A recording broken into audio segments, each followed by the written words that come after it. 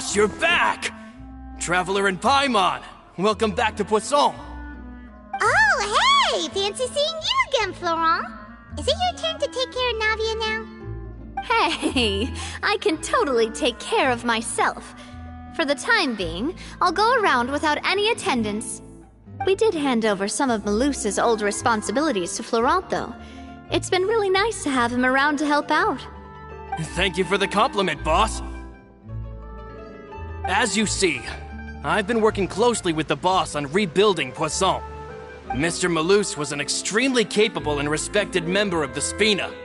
I've got some really big shoes to fill. All right. There's no need to be so formal. Everyone's practically old friends by now. Were you waiting here for me? Did we manage to make any progress on the statue? Yeah, we contacted a sculptor about the job, but they can't get started on sourcing a correctly sized block without knowing the design that we want to use first. You're commissioning a statue?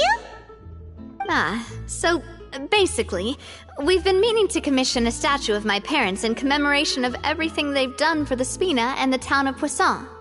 But since my father was known as Callus the Unfaithful for the longest time, it would have been too controversial to commission a statue of him. But now that his name has been cleared, and the town is also being rebuilt, I thought this would be the perfect chance to actually realize this dream. The funds to build the statue were freely donated by the people of Poisson to show their appreciation for Miss Clementine and Mr. Callus and everything they did. Me? I'm just the newbie president that's running around and causing everyone trouble. Maybe we can have this conversation again in a few decades, once I've done more for the town and the people. Hey, there's no need to be so humble. Didn't you just help save the entire country? I agree wholeheartedly. I also believe that Boss should have a place on the statue. Hey, if you keep inflating my ego like this, I might just float off into the sky with my parasol. Just kidding. There's no way that I'd accept that kind of compliment at face value. At a minimum, I'd have to match what my father did for the people.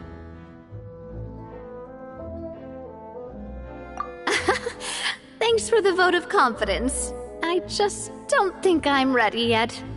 Anyway, Florent, now it's up to us to confirm the final design, right? We can ask the sculptor to start looking for a good block once we've decided on the poses for Miss Clementine and Mr. Callus. But we haven't had any real discussions yet on the possible designs. I feel like I should get a few promising designs first, and then send them over to you to review. There's no need for all that. Let's decide on a design right now. Hey, you! Come over here with me.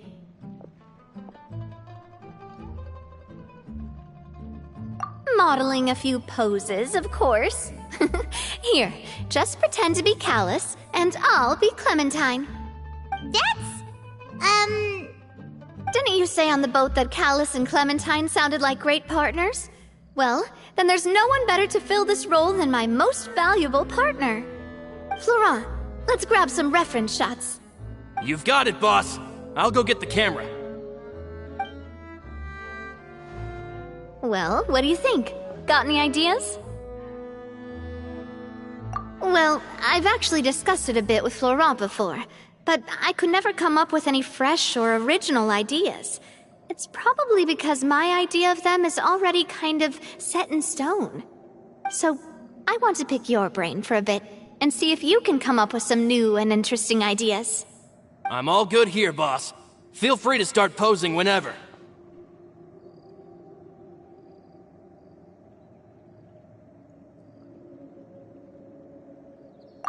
Imposing, huh?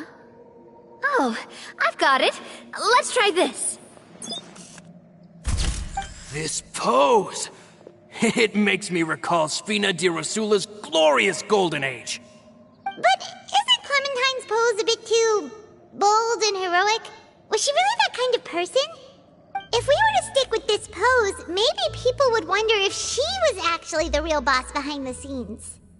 Well, tabloids did indeed speculate as much back in the day, but the Spina pulled a few strings and made both the report and the journalist disappear. Oh, Paimon was just kidding! Please don't make Paimon disappear? What Florent meant was that we asked the journalist to choose a new alias. You're right, though, that this may not accurately represent the image of her in our hearts. Let's try to come up with something else. A happy pose? You mean something like we were laughing together at a funny joke?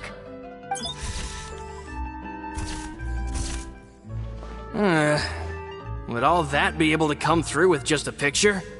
Would we even be able to tell what they are supposed to be laughing about? Yeah, and that'd probably be a massive pain to sculpt as well. Could one of you try striking a pose like you're talking while the other one laughs?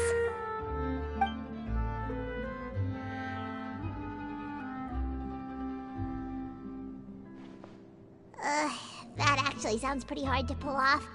Forget it, let's try something else. We tried a bunch of different ideas, but none of them felt right. Paimon's all out of brain juice.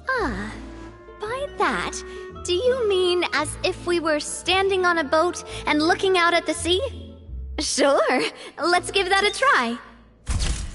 Whoa, you really remind Paimon of a captain and their first mate. Look over there, my dear Clementine. As you can see, every tree on that island is dripping with mora fruit. But there's something off with the composition.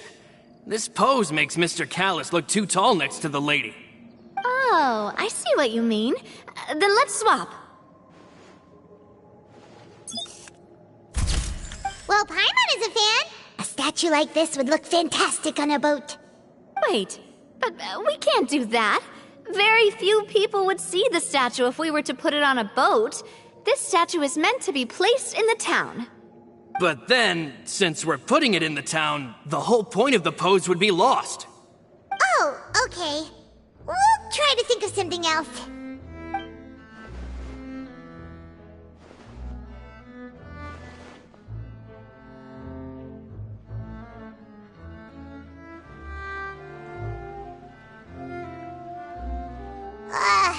We tried a bunch of different ideas, but none of them felt right. Paimon's all out of brain juice now, too. Oh, don't worry. We still got a lot of reference shots out of the session, and each of them can be considered to be a souvenir in their own right. Let's just keep the ideas we tried as backups. Man, if I knew I was going to do a photo shoot with the Traveler, I would have prepared a lot of outfits and props ahead of time. Oh, outfits! Oh, that's the errand I forgot back in the city. Do either of you still remember that girl? The girl I went to see with you two. Her name is Adele. Oh, Paimon remembers her. She was the one that we met while investigating Mr. Callus's case, right? Yes, that's exactly who I'm talking about. So, after the case, she was finally willing to talk to me, and she told me that she wanted to join the Spina too. I said that it's fine, but young children are not allowed to join the Spina. She will just have to wait a few years, and then we'll welcome her with open arms. Since she's still a child, though, she thought I was just trying to let her down gently. But how could I get her to believe that I meant what I said? In the end, I came up with an idea. I'd have a Spina uniform made and give it to her as a gift. But I got so busy and distracted in the city that I forgot to pick the uniform up. So I did forget something important after all. Don't worry, boss. I can send someone to pick it up right away. On the matter of the statue, we should still come up with a few more ideas for the design. I'll have to trouble you to source some for me. We could have just done that from the start.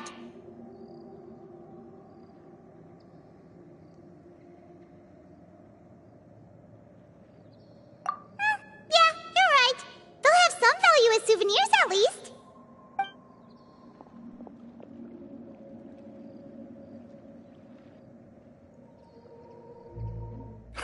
Navia! Florent, guess who's back? Huh? But aren't you supposed to... Oh, well, if it isn't Coulter. Back already from the Fortress of Meripede? That's right. I finally finished serving my time. Gotta say, turns out I was a lot tougher than I thought. After I got out, I immediately made a beeline back to Poisson. You could say that familiar, briny smell became a primal call, urging me to forget everything else and just come back home. You wouldn't believe how much I've missed Melissa's grilled fish. I dreamed about it every time I had to get a welfare meal down there underneath the sea. It's good to have you back, Coulter. You look as well as ever. And this guy is? Let me introduce you. This is Coulter, another of Spina di Rosula's members. He was found guilty and sentenced to the fortress of Meripede some time ago. But, looking at it now, it was probably another one of Marcel's plots while he worked at the Confrérie of Cabrières. Wait, Mr. Marcel? What do you mean? He was involved in some sort of plot? Have you not heard anything at all about the water from the primordial sea case? Well, I know that Fontaine got flooded, but then the water levels miraculously receded. I thought that was all there was to it and didn't care to ask for any more details. Do you mean Mr. Marcel was somehow involved with all that? Oh, looks like we'll have to explain everything from the top. That case, a lot of things have happened in Poisson since then. First things first, let me introduce you to these two. They're my most trusted partners, and they've been with me through thick and thin. Now you could call them Spina di Rosula's VIP helpers. Oh, nice to meet you. I don't recall Navia ever generously complimenting anyone like that before, so you must be pretty amazing to get that from her. Yeah, we are indeed pretty amazing. But we've been cool since before we even met her.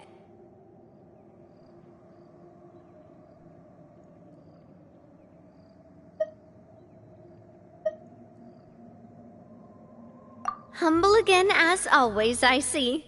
Even when I was totally sincere with my praise. Nice. Spina di Rosula always seems to attract great people.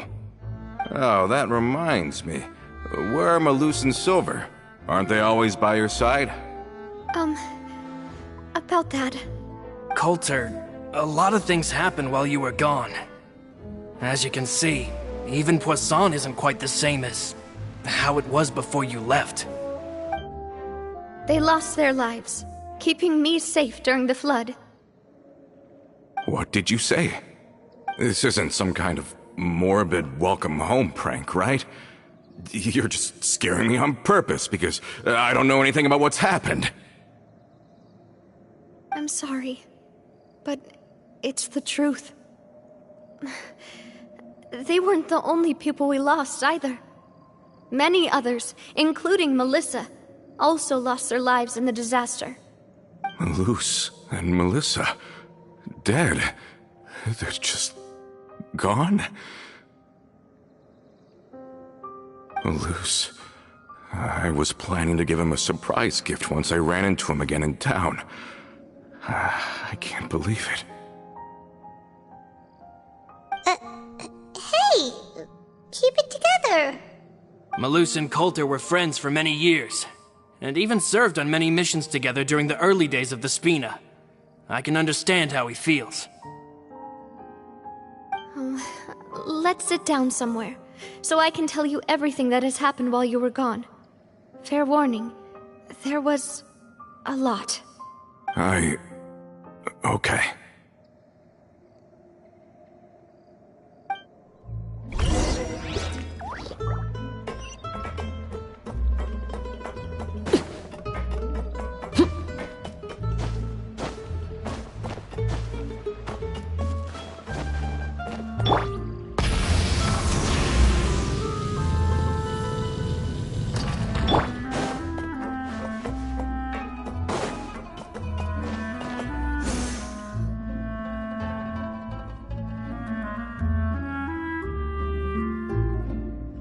All of this, it's unbelievable.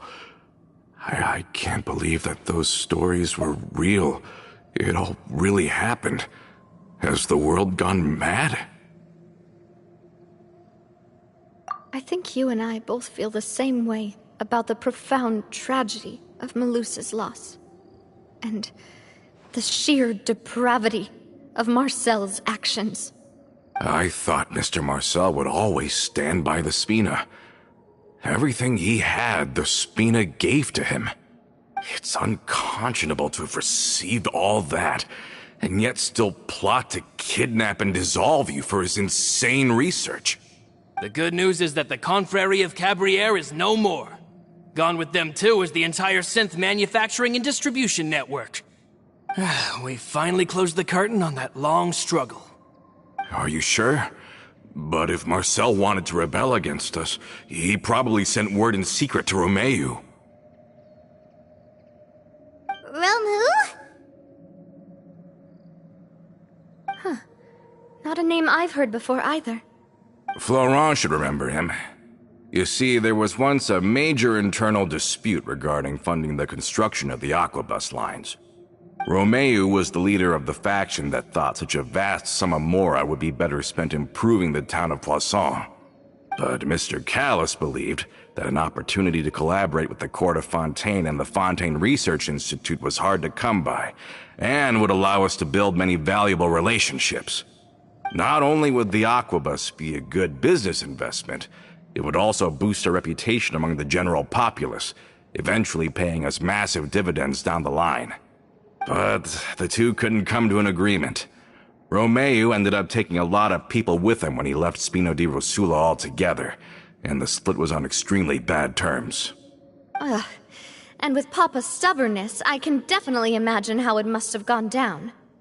And of course, when he was suffering the slings and arrows of outrageous injustice, those relationships that he spent a fortune to build didn't help in the least.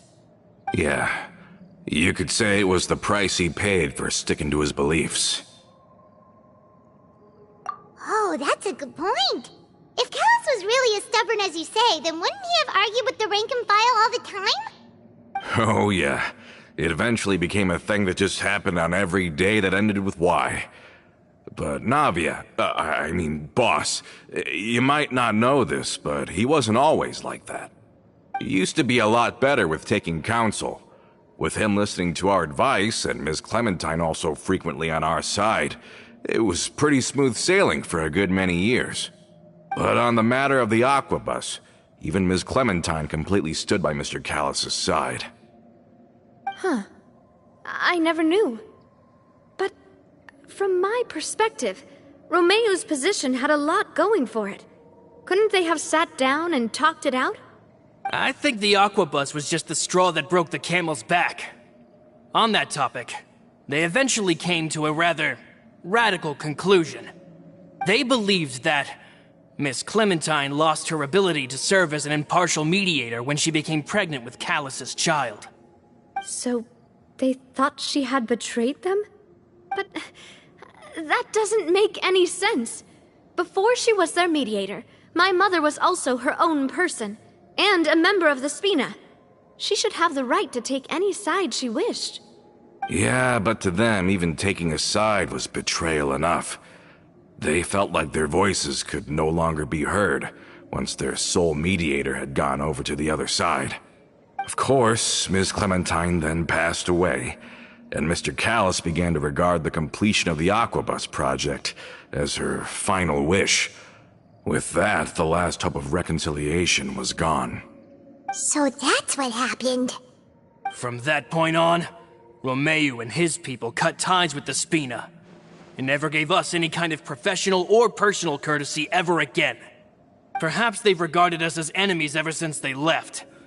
But even so, there is still no proof that they ever acted in concert with Marcel. I've also heard that they aren't in a good financial position, so they've been lying low for a while. But as long as they exist, they'll continue to be a threat. I think Coulter's got a point. Both Marcel and Romeu had my father in their sights for a very long time. Even though Marcel's faction has been dissolved, we still don't know anything about Romeu's whereabouts. If they're still trying to get revenge on us, with how distracted and vulnerable we are, now would be the best time. Good thinking, boss. We should keep an eye on them at all times. I'll let my men know right away. Thank you for that, Florent. And Coulter, thank you. Don't worry, it's nothing. do you have a moment right now? How about we go out for a walk? I've heard so many incredulous things today. I'm finding it a bit hard to calm down even now. I mean, to think that I'll just never see them again. In that case, why don't we go back to the court? I can pick up Adele's uniform while we're there as well. It'll save Laurent's guys a trip. Want to come with me again, you two?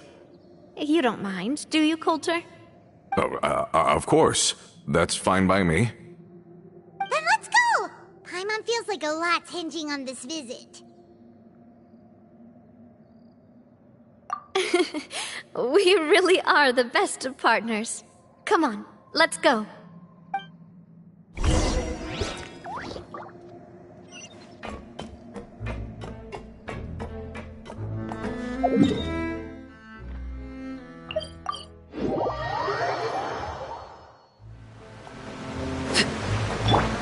Try and stop me!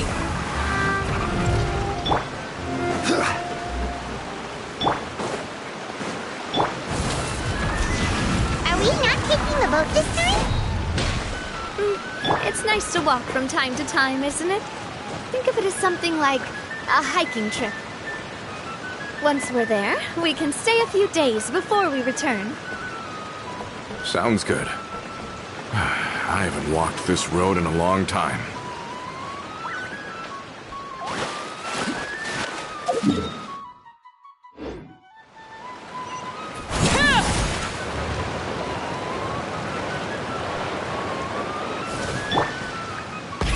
Rev the engines!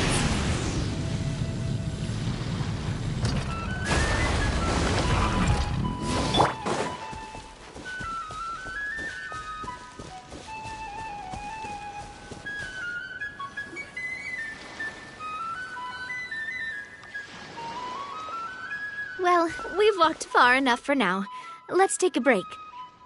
Since we're out for a walk, we shouldn't stress too much about the destination. I've grown old, so I'm not as fit as before. It's a good thing that at least my work down in the fortress was quite the workout. Well, Paimon thinks you're doing great. We didn't have to slow down for you at all. Back in the days before the aquabus lines were built, we often had to hike north with our goods, then catch a boat to the court. Malus and I must have traveled this way hundreds of times. When we were tired, we would lay down for a while on the grass, and when we were hungry, we'd catch a fish or two. The Spina was still on the rise back then. Mr. Callis was generous, and everyone had the chance to strike it rich. So, of course, we all worked really hard. And now, in the blink of an eye, the aquabus lines have been built, and this road has fallen into disuse. Oh, I know. I was just being a little nostalgic. Then let's stay here a bit longer. Anyone want snacks? Oh, is this another chance to try some of Navia's macarons? Paimon's been dreaming of them. Yep, I figured you wouldn't say no to a few more. Oh, wait. Let me check if I have all the ingredients. Malus and Silver used to take care of tasks like this. Okay, the stove's looking good. And as for the ingredients, seems like we're all out of flour and sugar, the two most important ingredients of all. Oh, would you? Oh, but it would be too much to ask you to go on a trip just for those. We should contribute to making the macaron too. Don't worry, we cook out in the wild all the time, so he should have some stuff on hand. Oh, that's great. Then I'll leave the ingredient gathering to you. As long as we have some sweet flours and wheat, I can start the baking. Then I'll go look for some boxes nearby for a makeshift table and chairs. Great. Then I'll prep the stove. Let's get to work, everyone.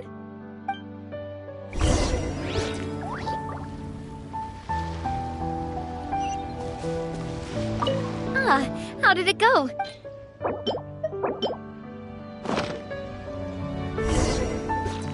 You've all done your part. Just leave the rest to me. Whoa, these macarons look and taste magnificent! Your cooking is as good as ever, Navia. Boss's baking skills have always been famous. Everyone in the Spina knows how exceptionally talented she is. Oh, it's just a hobby. There's no need to praise me for it like that. Have you two seriously never considered joining us? You're so close to the boss, and she obviously trusts you with all her heart, so... I see. Is that why you have to always stay on the road? You just happened to walk in on our little reunion. It's actually been quite a while since we last spent time together. Adventurers never stay in one place for long. The name of Spina di Rosula would just tie them down. Besides, after everything we've been through together, I'm sure our hearts would remain intertwined even if we found ourselves on opposite sides of the world.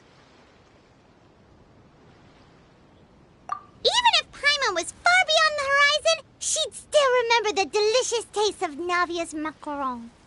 I understand now. Then I am very lucky indeed to have been graced with the chance to meet the two of you.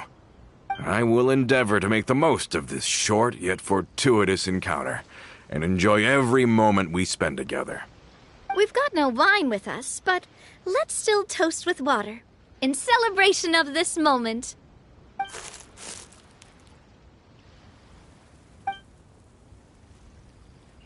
Cheers!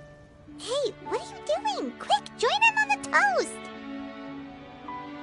May your travels go smoothly, may the Spina continue to grow, and may our friendship last until the end of time.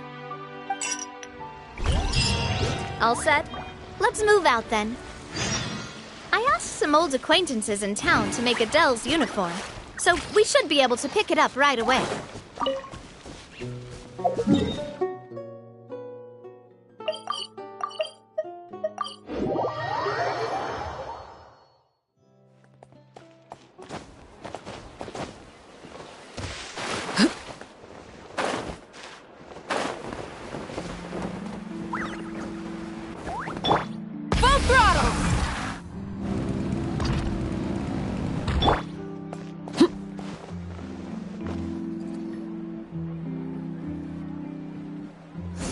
Hey there, Ludovine. How's business lately? The Demoiselle of Spina di Rosula. I must say, your generous patronage is the one thing keeping me from going bankrupt. Nonsense.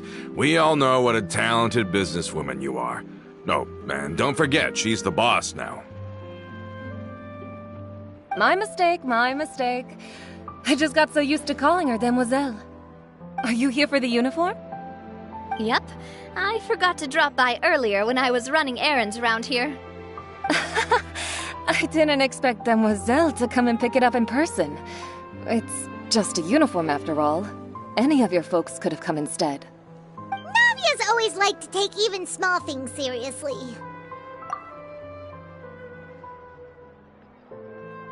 Hey, that's not the only reason I'm here. We mostly just needed a walk to clear our heads. There are few things more uplifting than taking the first step on a new journey. Boss has got a point. Going on a trip with friends is always better than staying cooped up at home. Very well. Please, wait here while I retrieve the uniform for you. Can someone remind Paimon again why Adele wants to join the Spina? She hasn't given me any concrete reasons. All she says is that she really looks up to me. After we cleared her father's name, she became a lot more cheerful and outgoing. It's probably because she now knows for sure that her father was never a bad person.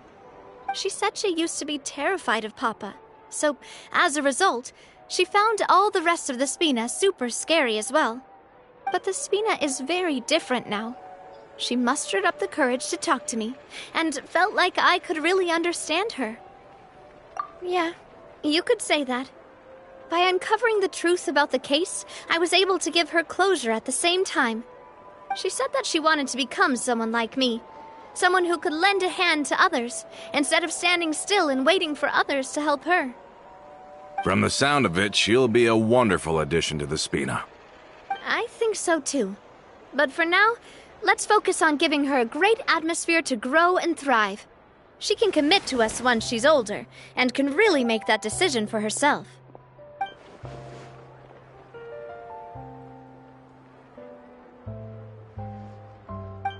Is something up, Traveler?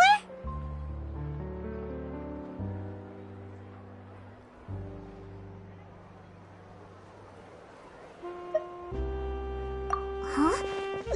Tailing? Oh, Paimon's coming. I'll go check it out too. Coulter, please hold on to this for me. All right. Paimon saw them too! They headed up! Stop right there!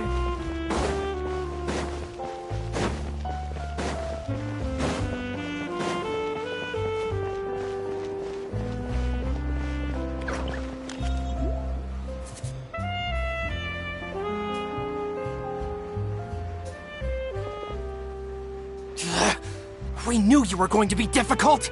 Seems like if we want them to talk, we're gonna need to teach them a lesson first. Brothers, there's no need to skulk in the dark anymore. Let's... This one's got your name on it! Feeling lucky? Coming up! Now, talk. Who are you? And why were you tailing us? Don't think we'll let you off easy if you keep silent.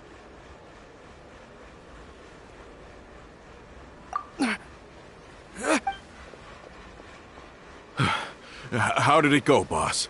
Are any of you hurt?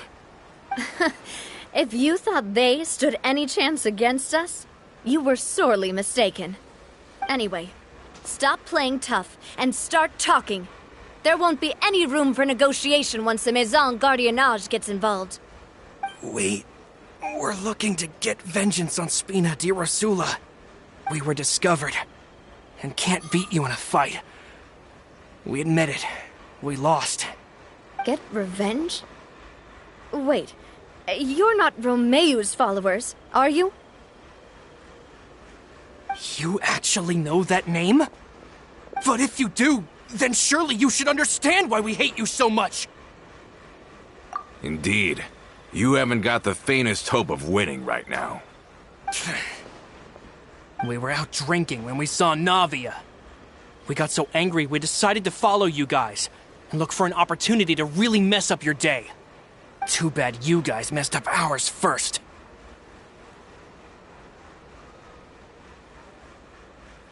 Huh? You're pretty sharp, but so what? We didn't do anything. And now it should be pretty obvious that we can't do anything to you anyway. Seeing you like that just really ticked us off. And we let the drink go to our heads. Listen, Callus is long dead. No matter what happened in the past, I want to be able to start things anew. I am the current president of Spina di Rosula. If your boss wants to talk with me, I'd be happy to meet with him. I won't press charges for your attack. That should also help demonstrate my sincerity. I understand. Thank you. I'll let our boss know.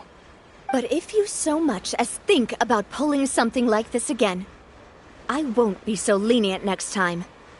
Understood? All right. We get it. Come on, let's go. Are you sure it's okay to just let them go like that, Navia? I don't want to inherit my father's grudges, too. Moreover, when it comes to the Aquabus, I don't think what my father did was entirely correct either. If the other side is willing to talk, I'm happy to open the door for a reconciliation.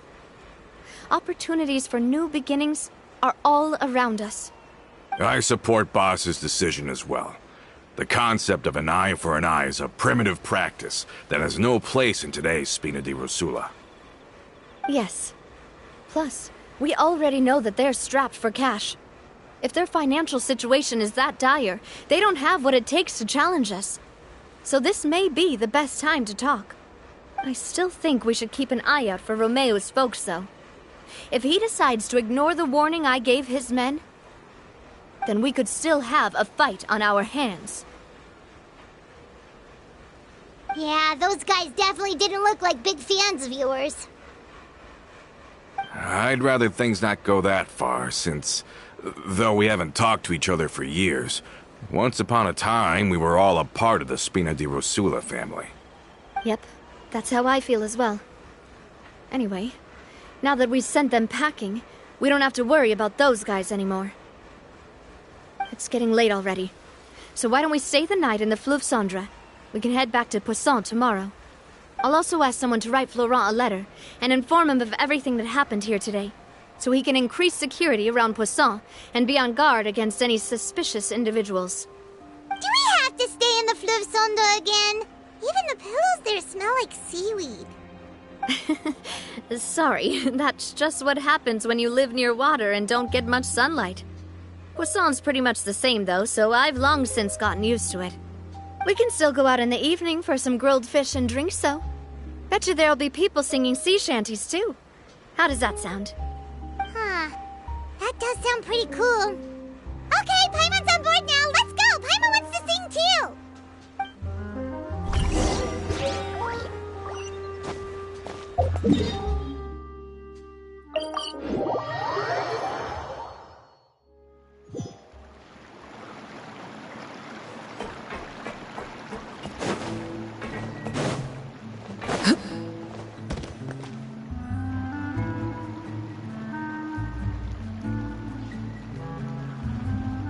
Coming back here really does feel like this place is starting to grow on Paimon.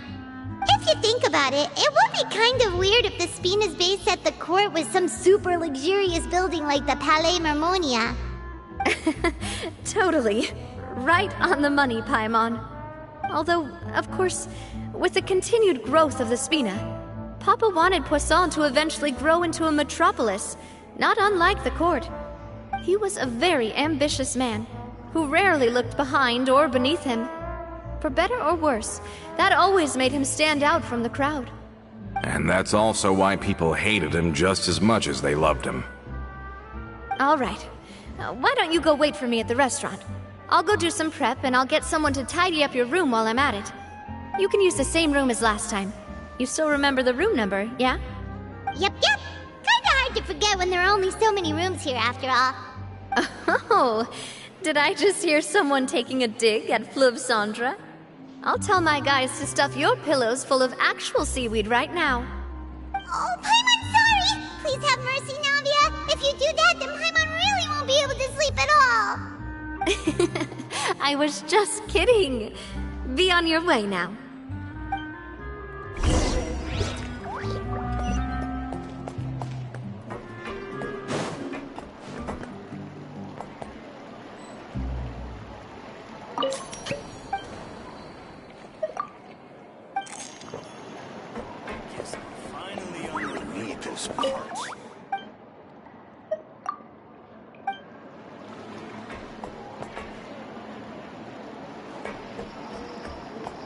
Just say what you mean.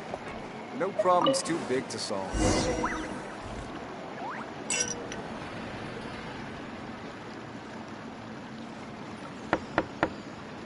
Hello?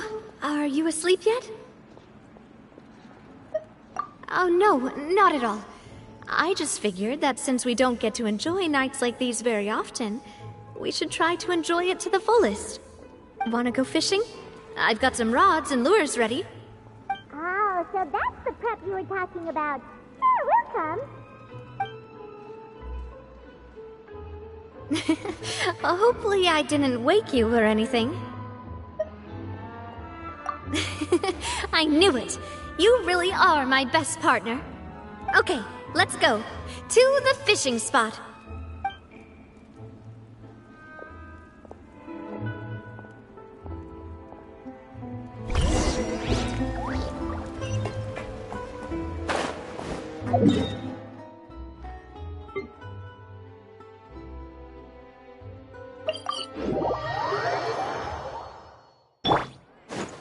Try and stop me!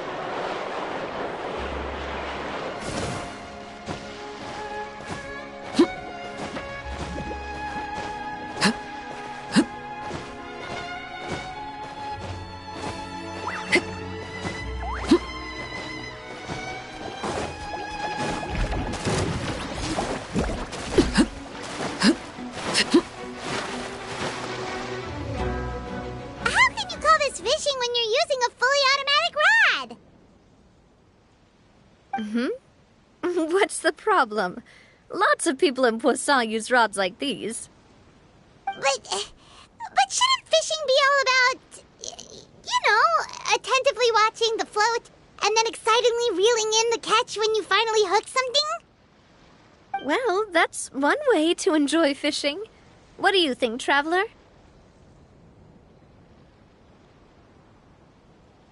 Then, let's try regular rods next time. We can have a real fishing competition.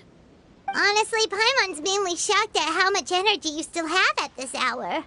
Usually by this time of night, it's a struggle for Paimon to even keep her eyes open. Huh. It might just be something that runs in my family. That's a thing? I'm sure you'd get even sleepier if I delved more deeply into it. Anyway, I was just thinking about how grateful I am to my mother, as well as the rest of the Spina.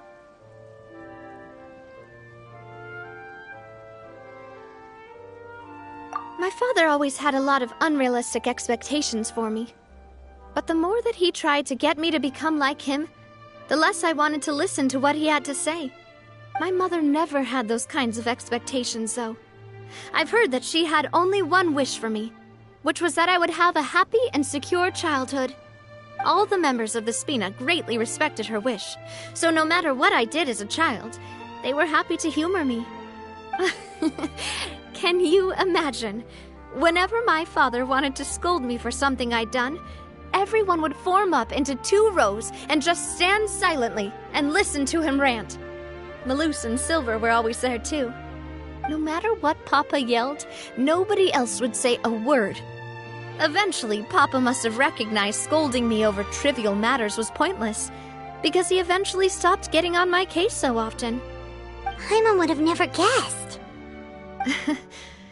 Yeah. Looking back on it now as an adult, I can hardly believe how patient and kind everyone was.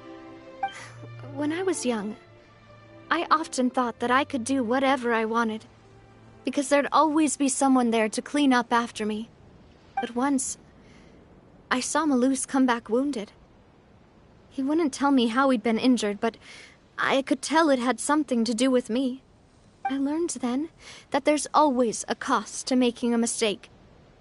The more you care about those around you, the more you should care about doing the right thing to the best of your abilities. Because if you do falter, there'll inevitably come a time when you'll have to face the consequences. Sorry. I shouldn't have brought that up. I wasn't planning to talk about sad things tonight. Basically, I was just saying that the nurturing atmosphere of the Spina must have been my mother's legacy, rather than my father's. And if that's the only way that I can continue to feel her love, then I'd like to pass that warmth on. Is that why you let those guys go today? Mm-hmm. Although, maybe there's a part of not wanting to repeat the mistakes of the past. I want to be reasonable, at least. Hey, look! I think you've got something on the line! But why isn't the rod automatically reeling it in? Oh, there must be something wrong with how I installed the mechanism. It was my first time putting one of those rods together. We can't let it get away. Come on, you two. Let's catch it. You want Paimon to help too?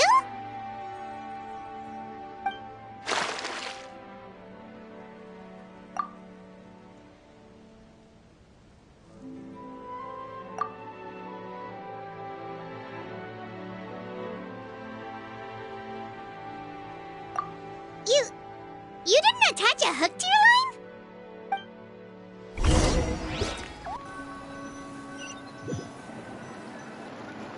Stop wasting time! The boss ain't gonna wait all day! We'll go ahead with the operation tomorrow. Do with that information as you wish.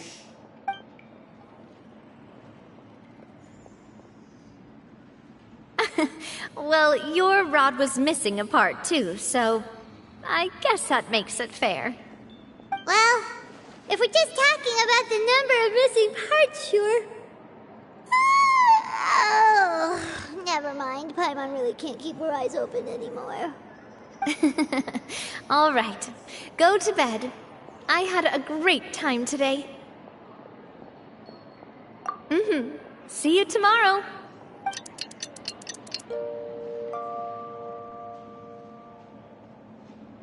So how was last night? Did you get a good night's sleep? Paimon dreamt that she danced with the sea stars, so you could say it was stellar. Get it? Huh. I didn't know you had such a great sense of humor. See? This guy gets it! Anyway, let's head out. I'll arrange for a boat to take us back to Poisson. I'm sure Adele will be happy to see you two again. Paimon hopes she'll really appreciate your gift. I hope so too.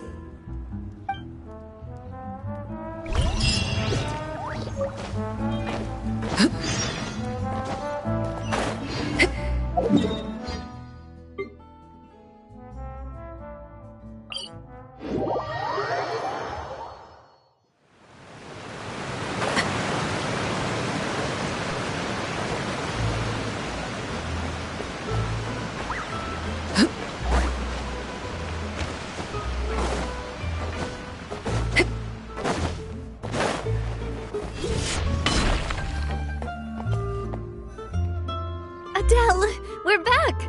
We brought you a gift from the court, too. Whoa! Thank you so much, boss! Don't call her boss, okay, Adele? Just Miss Navia would be fine. Oh, it's all right. I don't mind. Besides the gift, I've also got another surprise. Guess who's here? It's been a while! Oh, it's you two. It has been a while indeed. Thank you so much for your help on Jacques' case. I've heard that you also helped save all of Fontaine. You're truly just like the great heroes of legend. You're really amazing! And if Miss Navia's your friend, then she must be super amazing too! What's in this thing? Can I look? Of course. Go ahead. Oh, it's a Spina di Rosula uniform! Is it for me? But isn't it a bit big? Well, it's a gift for future you. When you first told me that you were interested in joining the Spina, I was overjoyed. But it's the Spina's responsibility to protect everyone as well. Being a member means becoming involved in all kinds of dangerous situations. And since you're still young, I don't want your mom to have to worry about your safety. So I turned you down then by telling you that you'll have to wait until you're older. But this uniform is a promise that you can join us once you're old enough to wear it. Oh, so that's it! Well, thank you so much, Miss Navia. I'll work hard and grow up as fast as I can. But you can't really grow up faster by working hard. You've got to be patient. Everyone, I'm really grateful that you remembered my daughter's wish and took it seriously. Thanks to the protection of the Spina, even though her father's no longer with us, we've still felt plenty of warmth and security. Oh, it's the least we could do. As long as you live in Poisson, even if you're not an official member, you're still part of the family. Boss! Huh? Is something up, Florent? I've got something urgent to report. Romeu and his folks have gathered outside Poisson and even shipped in a huge pile of explosives. What? Explosives? What do they want? It seems like they've been planning this for some time. We started investigating as soon as we received your letter yesterday. But Romeu and his folks must have gotten wind as well, because they abandoned their former posts before we could even check on them. We investigated their tracks and found out that they're after Poisson. Could they have smartened up since we caught them red-handed at the court? Seems like they've got no interest in sitting down and talking at all. We should have gone straight to the Maison Gardiennage. Sorry, I underestimated the situation. Well, Too late now, I suppose. Florent, where are they keeping their explosives? On the hill to the east of Poisson, near the Clementine line. They want to blow up the Clementine line? Certainly sounds like it. Romeo and his followers hate the Spina and everything to do with Callus. And the Aquabus was the source of their contention. If they manage to blow up the Aquabus line, all that rubble will come crashing down the hill and straight into Poisson. Are they insane? There's tons of innocent people in Poisson! Yeah. If they've been planning this for ages, they're definitely not going to let this opportunity slip by. We have to issue an evacuation order to the townspeople and get them as far away from the entrance as possible. That should save them from the worst of it. Let's get everyone onto our ship. That should be the safest place. My dear partner, can I leave the Clementine line to you? If the explosion only would the people of Poisson be in danger, any aquabuses using the line would plummet to the ground. Let's stop their insanity first, then settle the score with them. Leave it to us, Navia. Please stay safe, too.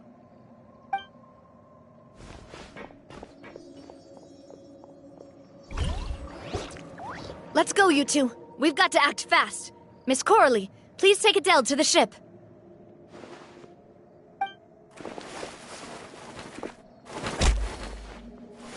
Watch out, boss!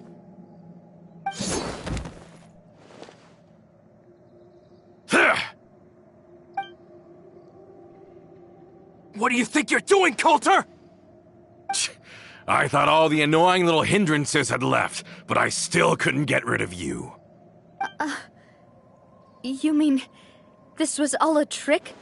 So that you'd be left alone with me? Coulter, are you with Romeo too? Oh. I get it now. You knew about their plans all along. You only told us they were doing badly so that we'd drop our guard. Not quite. Though I share their positions on some issues, I've never cared for his more rat, and that's because out of the entire Spina di Rosula, I only hate you. Only you, Navia. You better stick close to me. Romeo promised me that he would leave Poisson alone if I could just take you out. But it was like you were glued at the hip to that pesky traveler. You never gave me a chance to make my move. Romeo has lost his patience. I didn't have to be here today, you know. But I swore that I'd kill you, even if it meant being buried with you in the rubble. Why? Only someone as clueless about the past as you would ask such a foolish question. You never saw the heyday of Spina di Rosula, nor did you ever live through the golden age of Poisson. But I saw it all with my own eyes, and then I had to watch it all die, little by little. And it was all because of you, Navia. Clementine died because of you. Callus died because of you. Malus and Silver died because of you. And so many more dead. Everyone dead, all because of you. So the shock and grief you showed us before, that was in Act 2? Now you're catching on. I heard Malus was dead the moment I got out. Did you know? Down there in that blasted fortress, I spent a long time thinking about what happened, and resolving to apologize to Malus as soon as I got out. Back then, because of that aquabus, we had a huge fallout. I was convinced that all he cared about was loyalty, and that he had completely lost his capacity for critical thinking. The years passed by in a blur after that. I thought I had finally begun to understand him, and that he could help me relive the good old days again. But then he died, and it was because of you again, Navia. It's always because of you. I once loved the Spina and Poisson more than anyone else. But what is left now of either besides death and ruin? You've single-handedly destroyed everything that was beautiful. Everything I've ever loved. Don't listen to him, boss! He's just spouting nonsense! Have you ever considered that maybe the people around you don't actually care about you at all? Have you ever considered that maybe you only get respect because you're Callus and Clementine's child? That you've never done anything worthy? That you're just a big nothing? Have you ever considered that maybe people don't stay in Poisson because of you, but only because they have such beautiful memories of the past before you came?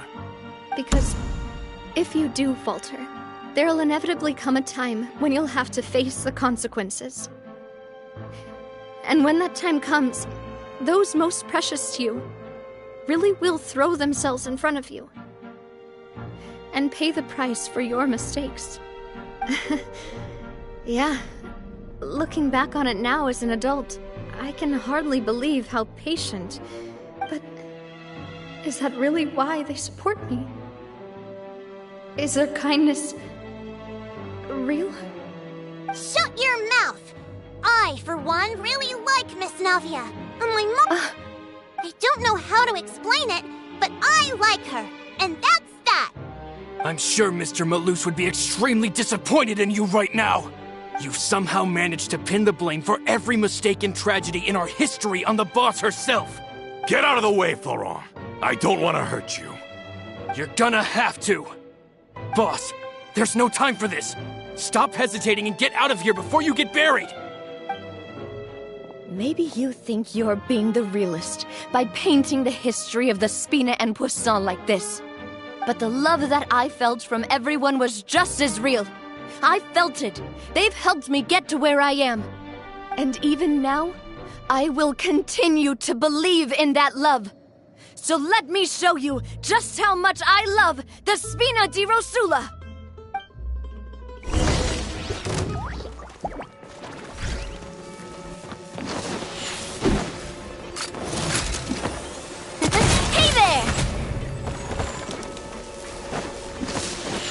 Umbrella warfare, I guess.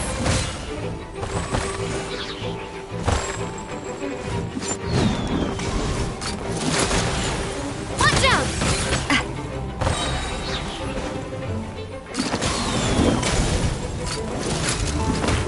Hey there! Attack!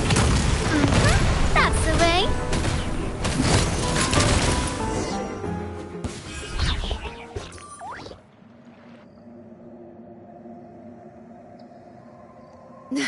Laurent, I'll leave the town to you.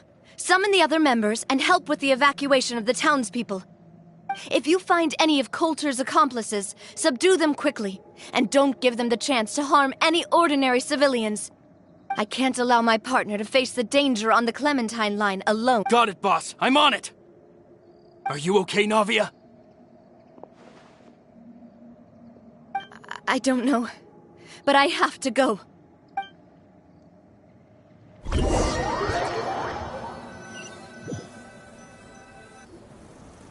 Let's hurry up there! We have to protect the Clementine line!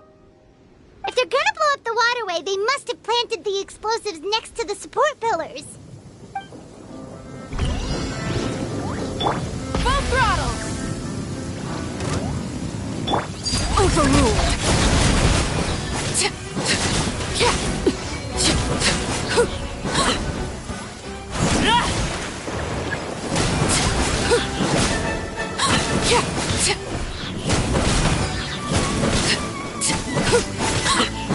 Transfixed! He certainly brought a lot of muscle. They're really slowing us down. But if we're meeting resistance, we must be heading in the right direction.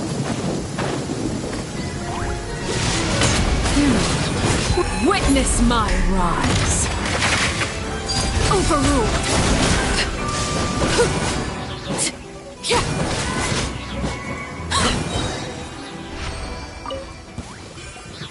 These must be the explosives, right?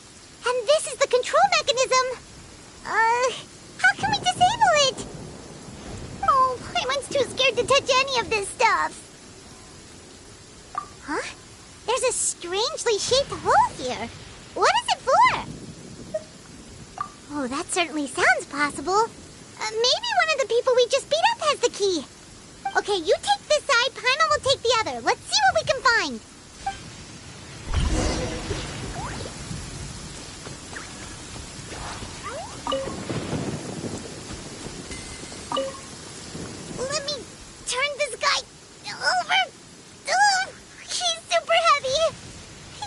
eat a whole paimon just for breakfast.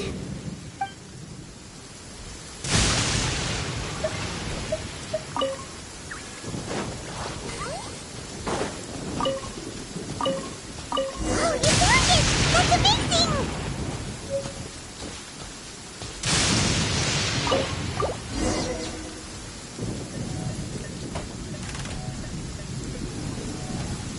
That should do it, right? Whew. Navi and Florent should be able to relax now. Oh, you're right. They could have set explosives elsewhere, too. Let's go.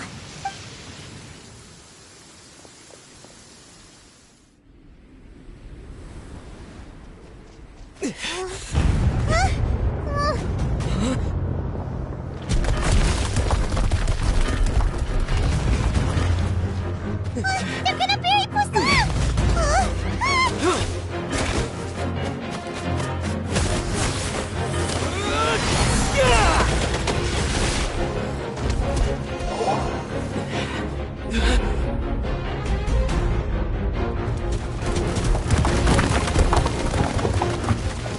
Great work, partner. Just leave the rest to me. Watch out, Navia! You can't block them all! Block? I'm doing this the Spina way.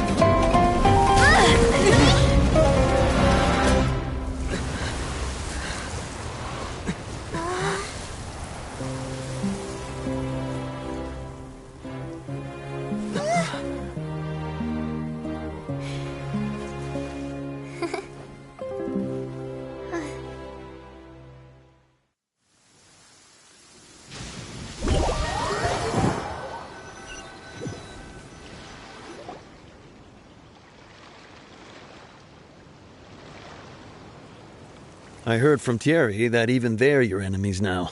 They were once a part of Spina di Rosula. Do you plan to settle this privately with them?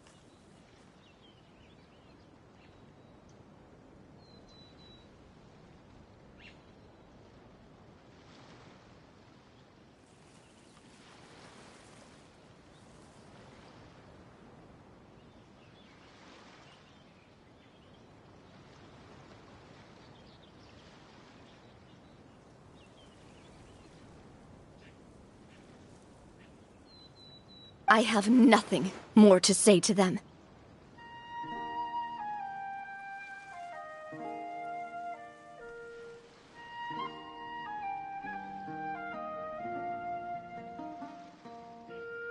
Regardless of whether their hatred and anger towards me or the Spina was justified, anyone who's willing to endanger innocent civilians is no longer sane enough to even be worth trying to talk to. Please prosecute them in accordance to the law. Spina di Rosula will not raise any objections. Sounds good. We're very appreciative of your help. Without it, the consequences would have been far worse. All right, this operation is a wrap. Take him away. We won, Navia! We saved everyone! And you were so cool! Yeah. Luckily, we were just in time. It's probably because I expended too much elemental energy at once. But you usually glow up whenever other people compliment you. Paimon's not used to seeing you like this.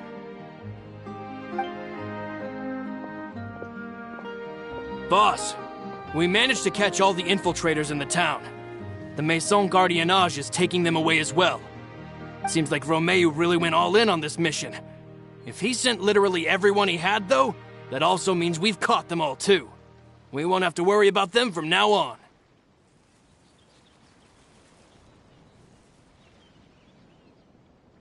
Ah, got it. That's good, at least. Coulter, I can understand how you feel.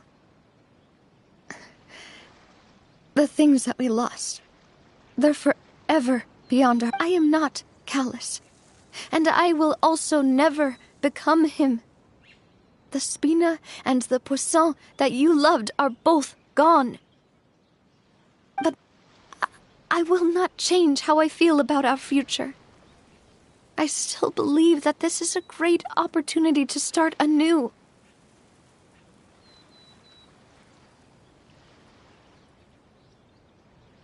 I will spend more of what the Spina earns on the betterment of Poisson. What's more, I'd also like to propose some changes to the Aquabus routes, so that one day, the people of Poisson will enjoy the boons it brings as well. I know what you're trying to say. Mr. Callus would never have said anything like that. There are too many things in life that are just beyond our control. In that, we are the same. Henceforth, you are no longer a member of Spina di Rosula. But once you're discharged from the fortress again, you're welcome to pay another visit to Poisson. Thank you, Navia.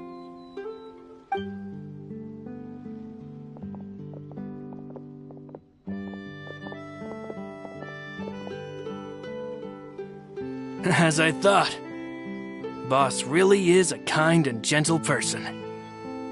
She is also, I must say, a truly unlucky person. Thank you for protecting the Clementine line. I was actually really scared, you know.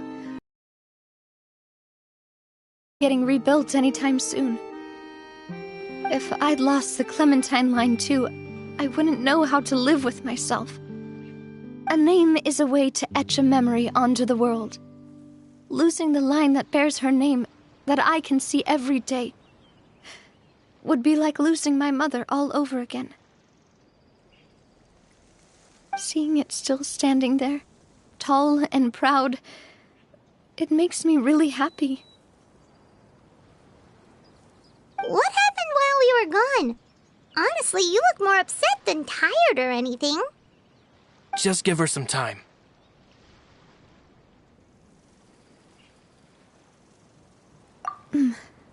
Thank you so much. Can you give me a hand? I really don't have much strength left. Traveler, I want to ask you something. And please, tell me the truth. Do you really see me as your partner? Of course. That's good then. Hearing that, it brings me more relief than I can say.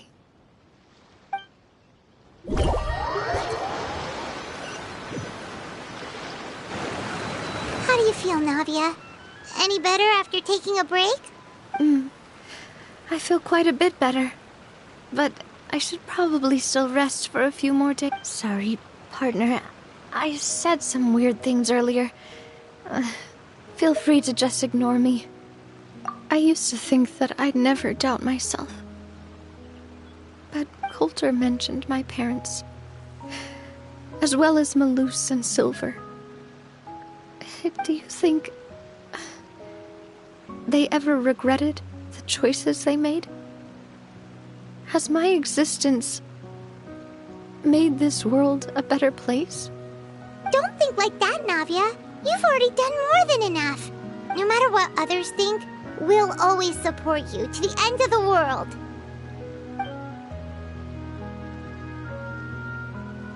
Well, since it's ended up like this, I suppose it's time for me to make a confession as well. There's something that I've been keeping from you as well, boss. Please, follow me. Everything is already prepared. Florent, I hope you can understand that I can't deal with any more shocking revelations right now. Don't worry. This surprise will be a pleasant one.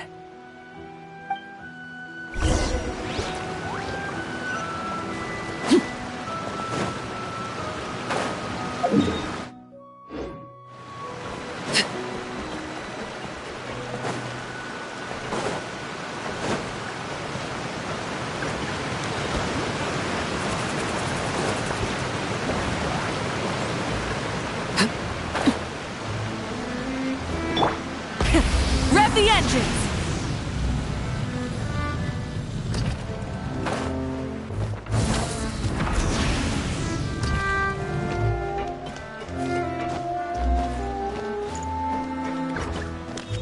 Try and stop me!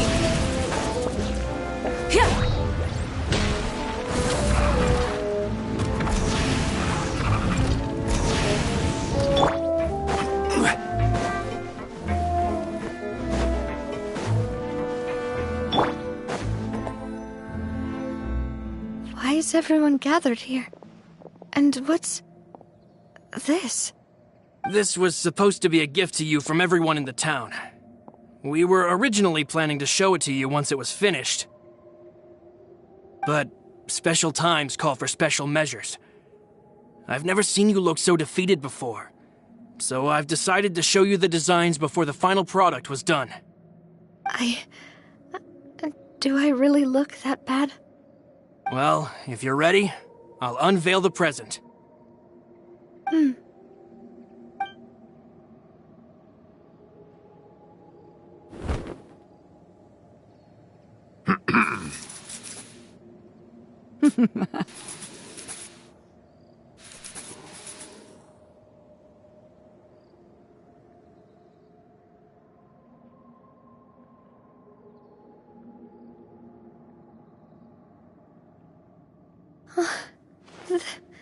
Papa, Mother,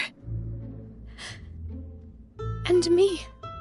We designed the look for Miss Clementine based on old camera records, as well as personal recollections from members of the Spina. Wow! This is the statue you mentioned before? It is indeed. To be honest, we decided on the design a long time ago, and gave the sculptor permission to begin working. We only asked Boss to decide on a design so she wouldn't realize we had already started.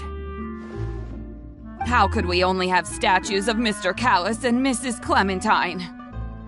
Even though Boss is still young, we've all seen the work she's put in regarding the... We wanted to commemorate her contributions with a statue as well. I don't know what Spina di Rosula was like in the past, but I know it's a great organization now.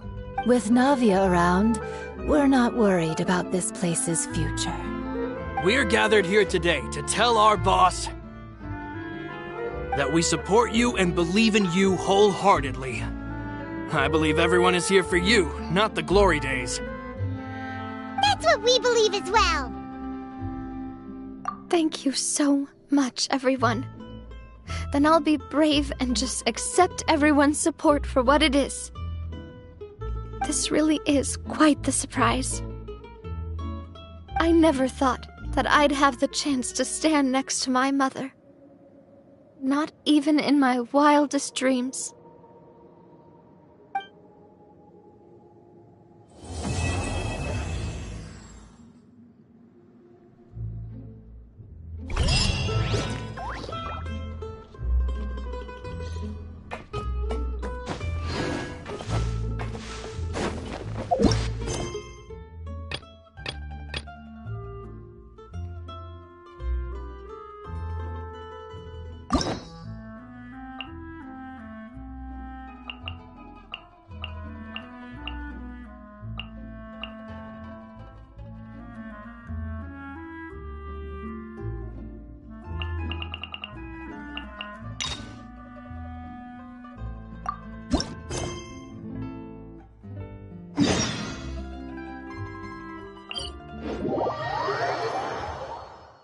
We've been to so many places lately. What do you say we take a day off from adventuring and just find somewhere nice to relax? Let Paimon think. Where are some nice places we could go? Oh, why don't we pay Cloud Retainer a visit at Mount Outsong? It's been a while since we last saw that illuminated bird. She's always the one popping up out of nowhere and scaring us half to death. So let's surprise her this time.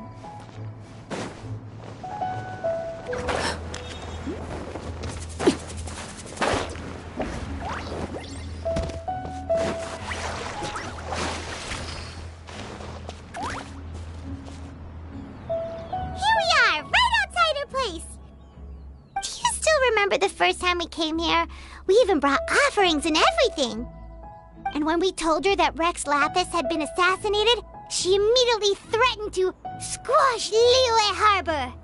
Paimon thought she'd be impossible to get along with. But now that we've spent some more time together, she's really not like that at all. We probably don't need to bring any offerings now that we've gotten to know her pretty well, right? Still, Paimon's got some snacks around here somewhere, so if she really wants something, we can just use that. Huh?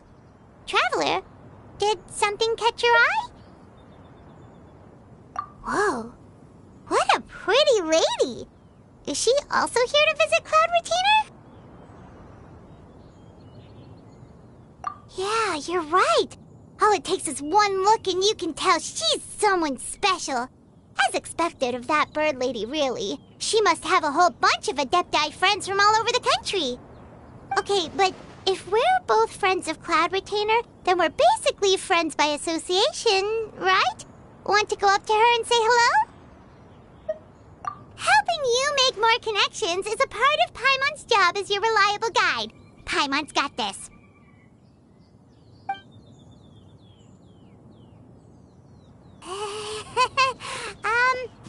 Hello. Paimon is Paimon, and this is the Traveler.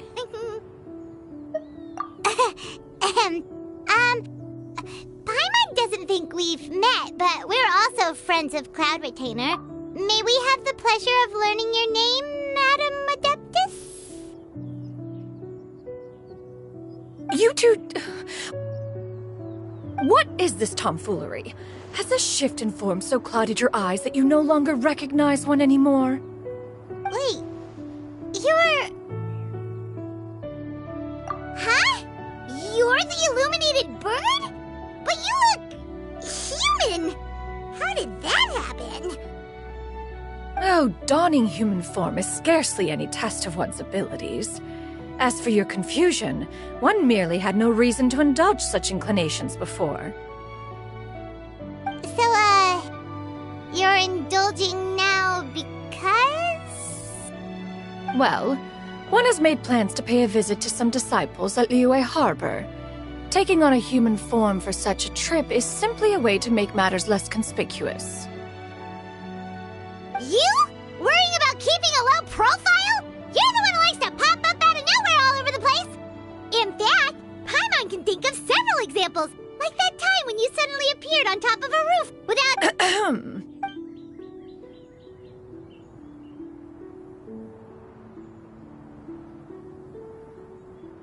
Hey, didn't we agree not to bring that up unless she asked?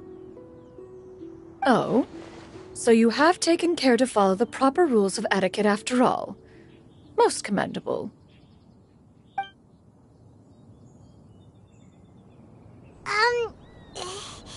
Well, this is all Paimon's got. You don't mind, right? One has never found oneself lacking in basic comforts. On the contrary, it is the gesture that one values above all else.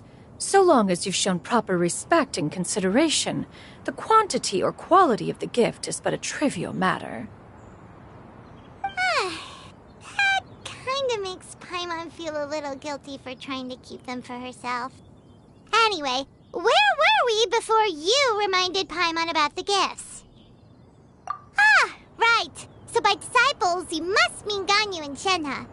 It's also been a while since we last saw them. Maybe we can come too. One planned to extend the invitation even if you had not raised the matter yourself. Shenhe and Ganyu should be quite pleased to see you again. However, one would first inquire as to the reason behind your visit here. You have cause to seek one's company? Yeah, we just found ourselves missing you and wanted to see how you were doing. We were hoping you'd tell us one of your stories. Who knew we'd run into your human form while we were at it? Is that so? If there are no urgent matters at hand, then let us make haste for Liyue Harbor. Ganyu is likely still working at Yue High Pavilion, so that shall be our first stop. Sounds great! Then let's all go to Liyue Harbor!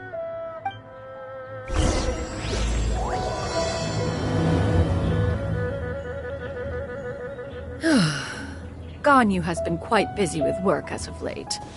One can count on one talon the number of times she returns to Mount Outsong each year. Shenhe has also secured employment recently. In her correspondence with me, she wrote that she shall have no need to return for the foreseeable future. Do they think one was so easily mollified? One shall investigate everything with one's own eyes and decide for oneself if their living conditions are satisfactory.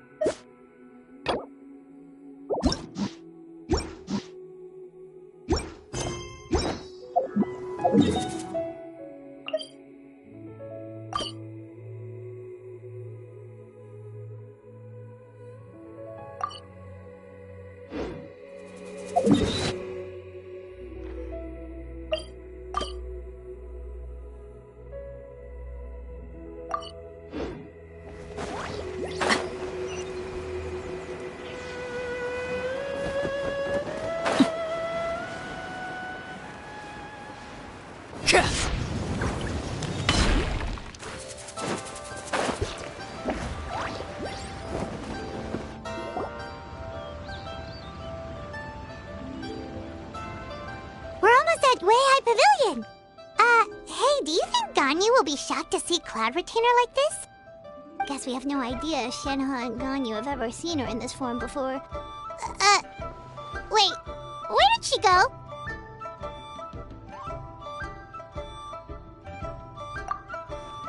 Why are you standing there, Cloud Retainer? Quietly now. One shall stay here. You two can go and meet with her. But why? Isn't it better if we all go together? If one were to proudly proclaim one's presence, Ganyu would surely profess herself otherwise unoccupied and drop everything to attend to one's visit. One fears that would only result in her staying up all night to make up for lost time. One does not wish to trouble her. Conversing vicariously via you two shall suffice.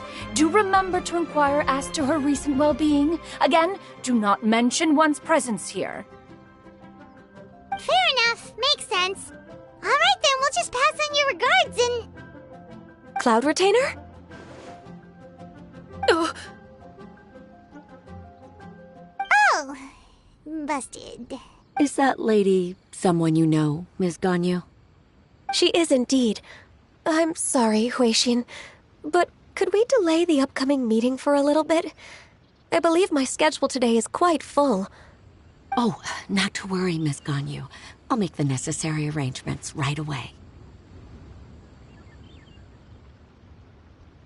Thank you, Huixin.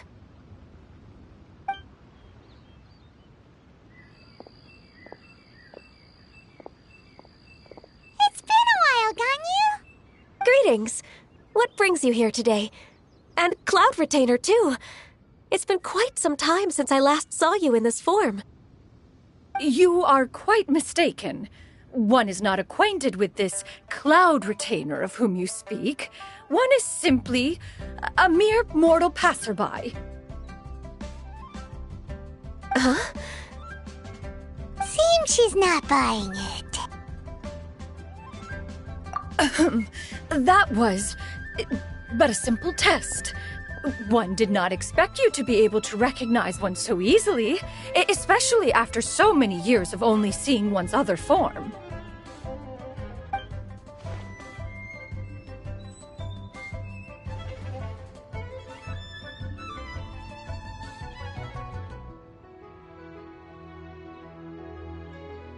But recognizing you is, my responsibility as your disciple. An apt observation.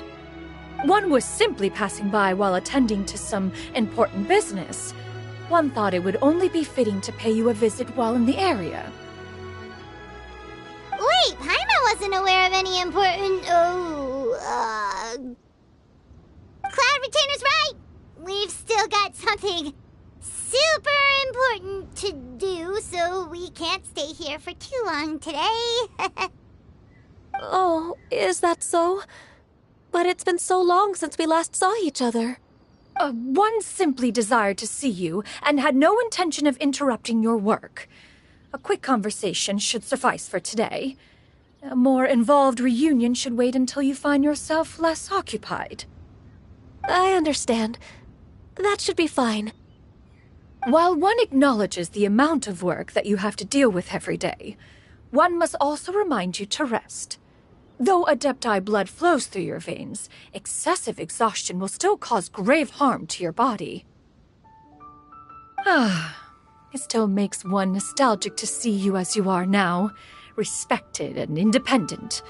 When you were young, you oft begged one to cuddle you to sleep when you suffered from nightmares.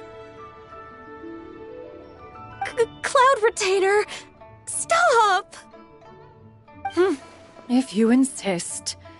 We are running short on time regardless, so one will refrain from going into each and every story. Why don't you continue your conversation? One shall simply stand by and listen. Wow, you've been to so many new places since the last time we spoke. If you ever need anything, please just come find me at Uehai Pavilion. Also, forgive me for my presumptuousness, Cloud Retainer, but if you plan to continue appearing in this form, don't you think it'd be helpful to adopt a human name? A human name? Huh. You raise a valid point. Considering the sheer extent of one's renown, Cloud Retainer is surely too recognizable as a name. You really think so? Not that you're not famous or anything, but that famous? You presume to know the extent of one's illustrious achievements. One would hardly think such a thing to be possible. Nevertheless, Ganyu's advice cannot be ignored. From this point on, when in public occasions, be sure to refer to one as Shenyun. Shenyun? I assume that's a reference to the full record of Pristine Pavilion. An Adeptus of years past would rise with the clouds and rest with the moon. They were enlightened and wise, free and unfettered. The writer referenced Master's name to describe her carefree and spontaneous nature. Oh, that sounds super cool! Paimon feels like only the most powerful of Adepti could rise with the clouds and rest with the moon. Actually, those lines were originally written to describe Cloud Retainer herself. Huh? Wait, so you're really that powerful? And what of it? Did you truly take one to be nothing more than a bird of bigger than average size? Not exactly. To be fair, Cloud Retainer rarely speaks of her past accomplishments. The tales of her past can only be found in ancient texts. It is said that once, a long, long time ago, there was a severe drought in Liyue. Left with no choice, many people left their homes, while others spent day and night praying to the Adepti. Although I did not live through such tragedy, simply reading about it is enough to gain a visceral understanding of all the pain and desperation during that time. On top of the drought, a noxious gas also began to spread through the land. If not for Cloud Retainer's efforts, much of Liyue would be nothing more than a barren wasteland today. The books had this to say about what happened. Upon arrival, the Adeptus borrowed the wind to retain the clouds. Immediately, the clouds gathered together, and abundant rain burst forth from the heavens. Drought and plague were both driven away, and the people were saved. Wow, that's incredible! Mortal records add embellishments to dramatize past events. One did merely what one ought, and even if one had not interceded, the other Adepti would surely have stepped in to help. Even so, you stopped an entire drought! Can you really control the weather like the book said? Oh, Paimon suddenly has a lot more respect for you. So it was Paimon's bad for calling you Illuminated Bird before. You're not too mad, are you? How laughable. A name is but a simple label we carry with us on our journey through the world. Why would one be offended by such a trivial matter? That's a relief. In that case, Paimon will continue to call you whatever feels right in the moment. Well, that is quite enough ancient history for now. Ganyu, have you had word from Shenhe? One has heard that she procured a job recently. Have you any thoughts on her workplace? And what, pray tell, of her monthly remuneration? Moreover, does she find herself overly inundated with work? Is she allowed time off during Lantern Rite? That is a lot of questions. There is no cause for concern, Cloud Retainer. I introduced Shenhe to her employer personally. Wanmin Restaurant's business has been booming recently. So, with Chef Mao being swamped with customers, and Shangling still off and out in search of new recipes, I introduced Shenhe to staff the restaurant. I see. Most excellent indeed. One has had the pleasure of being introduced to that family. Shangling is kind and astute, while her father is loyal and reliable. One has no cause to believe that they will make Shenhe's work difficult. Now, it is almost time to partake in the victuals of noon.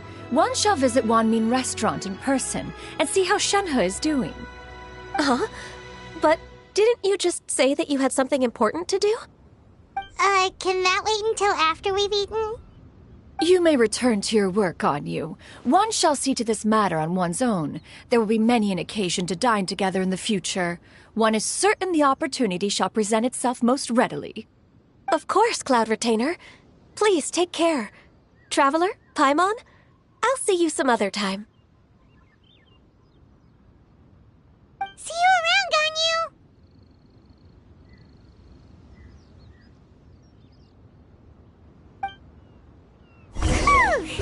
Paimon was pretty quick on the uptake there, don't you think?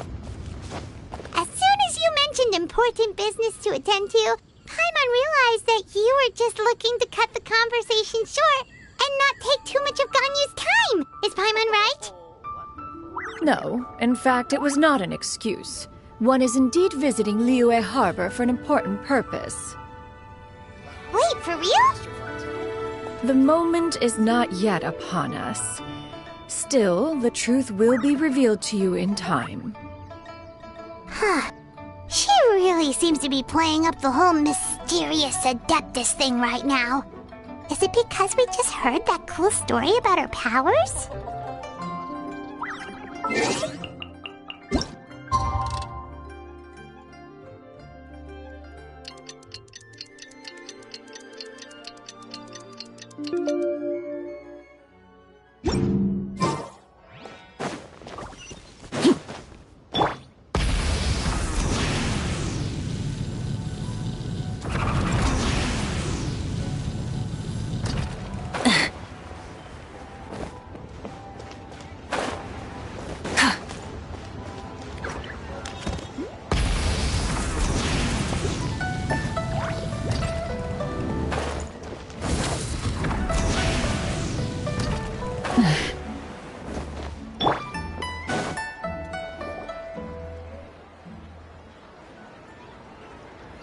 You get what I'm saying, right?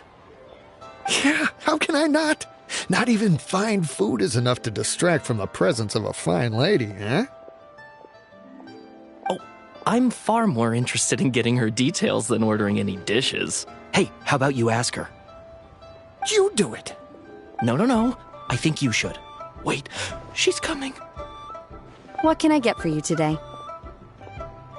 Greetings, miss. I was just wondering if you'd be willing to... What would you like to order?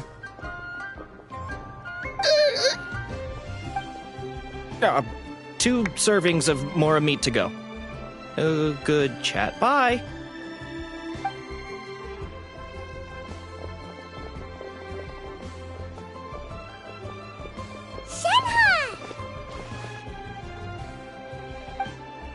Welcome. It's been a while. May I take your order? Don't welcome us as guests and greet us as old friends in the same line. It's weird. Mm-hmm. Oh, and this is? This is Miss Xinyun. Master? Huh? Huh. One does not recall ever revealing this form to you before. How were you able to ascertain one's true identity with such ease? I've trained and lived with Master for more than 10 years. I would recognize you no matter what form you take. Is something the matter, Master? Hardly. One simply learned of your employment from your letter and came to check on your well-being. And check out the great food, too! Indeed. It's almost lunchtime. My apologies. I'm still on the clock and can't talk for very long. Well, if it isn't the Traveler and Paimon. Are you here for Shenhe? The lunch rush isn't in yet, Shenhe, so I've got things covered for now. Go ahead, sit down and enjoy some time with your friends. I'll let you know if things pick up. Thank you, Chef Mao.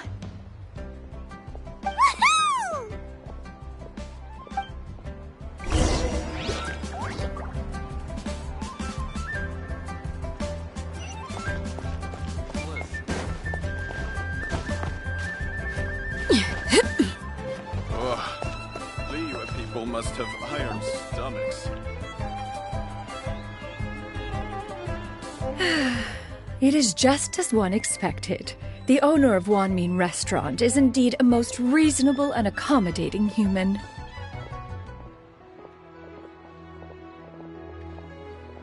Still, the work here entails dealing with quite a varied group of people. Has this been difficult for you, Shenhe?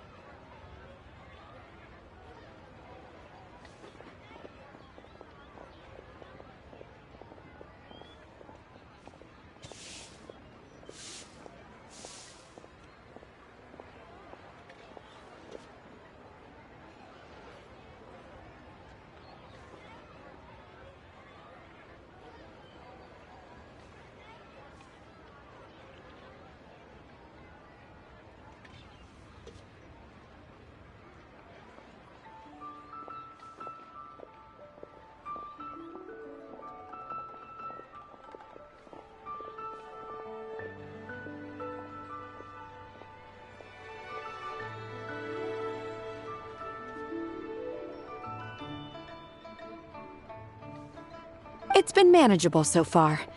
I sometimes run into strange people, but I have figured out a way to deal with them. Seems like you've been making progress. So by dealing with them, you mean... First, I try to talk sense into them. If that doesn't work, I threaten them with violence. At this point, they usually decide they are in favor of a civil conversation. How should Paimon put this? Oh, a sensible plan. One is gladdened to see you integrate so well into human society. And you, Master? How have you been? Simply marvelous. Though Mount Outsong has scarcely enjoyed your presence recently, one has hardly found the pleasure of one's own company to be lacking. I see. Just as expected of Master.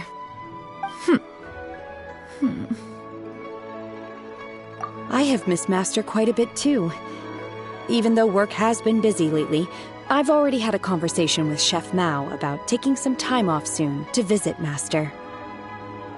Oh, you did? Do make note of such matters in your letters in the future. There's hardly a need to keep one in suspense. Whoa, her mood shot up just like that. By the way, Master, since you are in Liyue Harbor, have you had the chance to visit Ganyu? Indeed. She is similarly preoccupied with her work. There was time only to exchange a few simple pleasantries. Ganyu told us the story of Cloud Retainer's name. It was amazing. We never knew how powerful she was before. I see. In that case, allow me to also share a story about Master's past. Oh? Is that a problem, Master? I believe this to be a good topic of conversation. No, not a problem. One was simply caught off guard. But no matter. Please, proceed. One is most curious to see how much of one's own conversational prowess you possess. Master once participated in a race against Mooncarver. After Mooncarver lost, he insisted that Master's ability to fly gave her a natural edge in such a contest. In response, Master agreed to forego flying in return for being able to use one of her devices in the race. Mooncarver accepted, only to find Master with a brand new device on the day of the contest.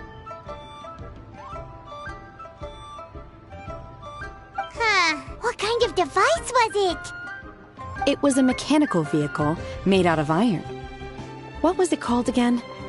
Oh, an electro-powered bicycle? Oh, you refer to the bicyclical Thunder Flashmobile. One spent 49 days conceptualizing and crafting it. It need only be infused with adeptal energy, and it can cover thousands of miles in one day. Oh, it boggles the mind why Mooncarver ever supposed he might best me in a contest of locomotion. Though he sprinted with all his might, he could barely keep up. Alas, the one flaw of my mechanism lay in its weakness against mountainous terrain. One was thwarted mere seconds from victory, when it was thrown off course and failed to make it across the final stretch. Truly a most unfortunate turn of events. Anyway, do go on, Shenhe. Master, that was the end of that story. Is that so? With you gone, one has seldom felt the desire to call upon those old fossils for another contest.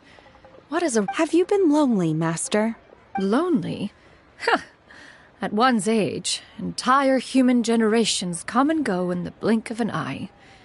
Even one's own self-directed musings can span several days and nights. 'Tis a most foreign sentiment. The mere mention of it is preposterous.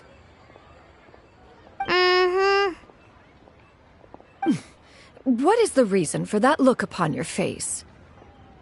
It's nothing. It's just... Well, Paimon gained a lot of respect for you after listening to that story of you summoning the rain and everything. But all it took was a few words out of your mouth and it's like you're back to being that illuminated bird again. I was just a little bit confused. Which one of the two is the real Cloud Retainer? To me, they are both master. One is the master that's widely revered by the people, while the other is the master that I respect and adore. Huh. One finds oneself exalted yet again with sweet words of praise and flattery of a most extravagant nature. You chose to exalt one with your words, yet you refuse to grace Mount Outsong with your presence for any extended period of time.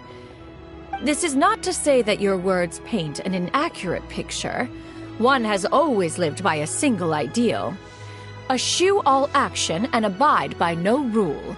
One does as one pleases and speaks as one pleases. Others may critique or praise as they see fit, yet one places little weight in such judgments. She got like, what, 2 sentences of flattery from her disciple, and it's as if her ego is about to burst. Do you have any empty tables?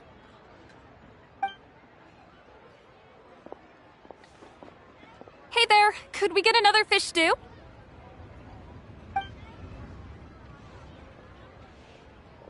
I'm hearing more guests come in. I should get back to work. All right, good luck with the lunchtime rush, Shenhe. Mm-hmm. I'll try my best.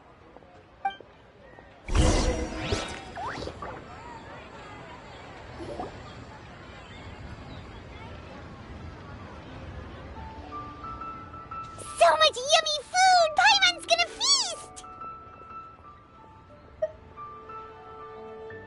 One is fond of all kinds of delicacies and delights in a multitude of flavors. The dishes here demonstrate no shortage of culinary skill. Their unique flavor profile has left one more than satisfied.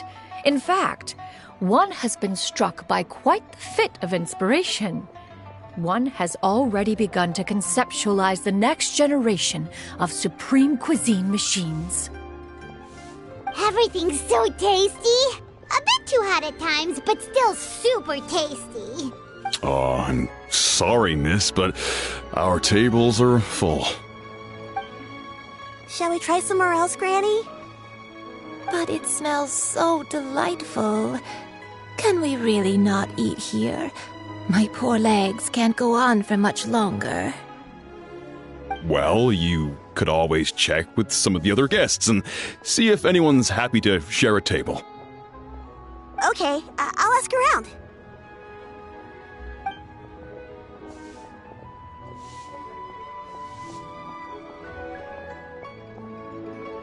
Excuse me, would you mind letting us share a table with you? There are no empty tables left, so... Ah, well, Paimon doesn't mind. What about you guys?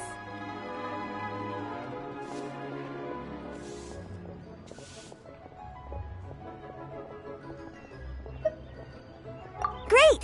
Thanks so much. My name is Shuyu, and this is my granny, Yuendai. Granny? Yep. Is there something wrong with that? No, Paimon's just a bit surprised. She looks so young.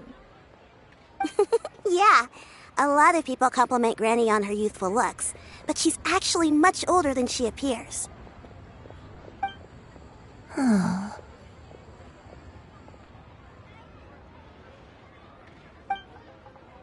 Granny?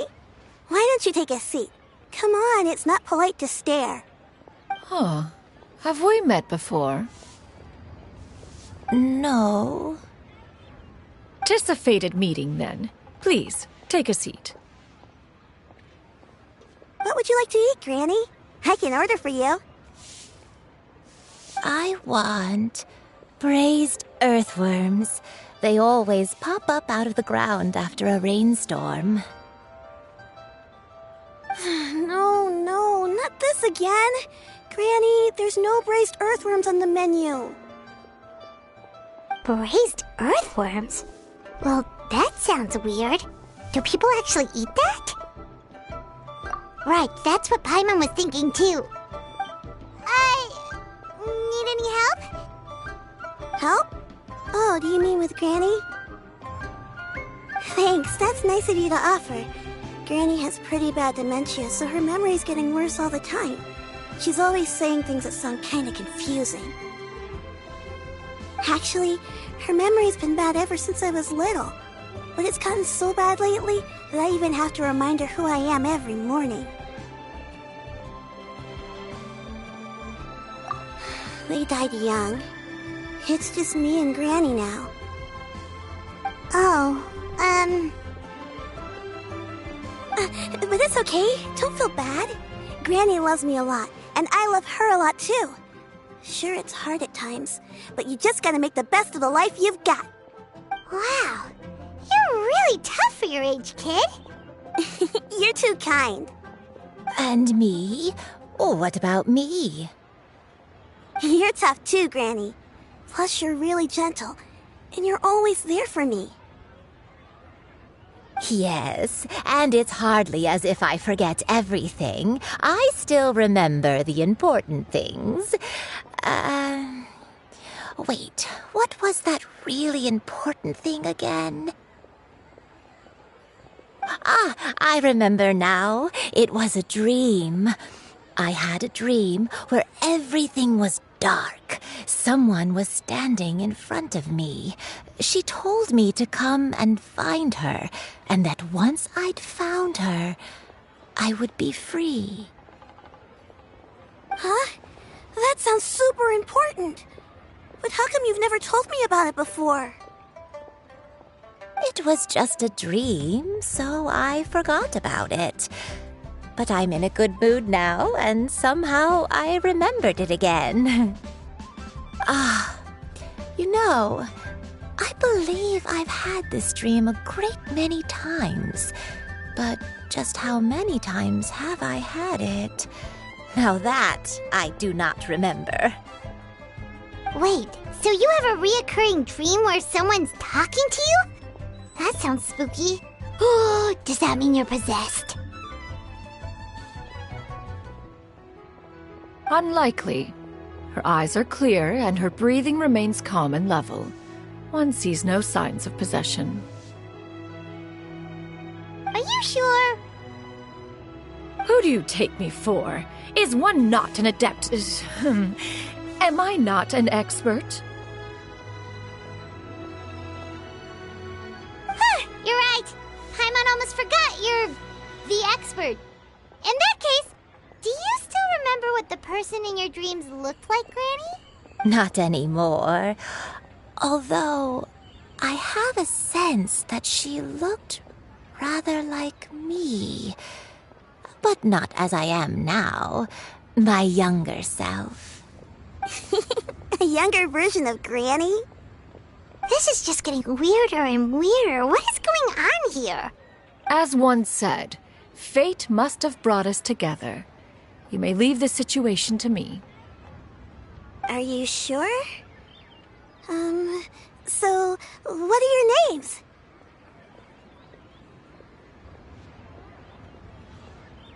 Paimon's Paimon. Just Shenyun is fine. Thank you all so much for offering to help. But first, I'm sorry for asking, but, how do you want us to pay you back? Oh, we don't need any payment for this.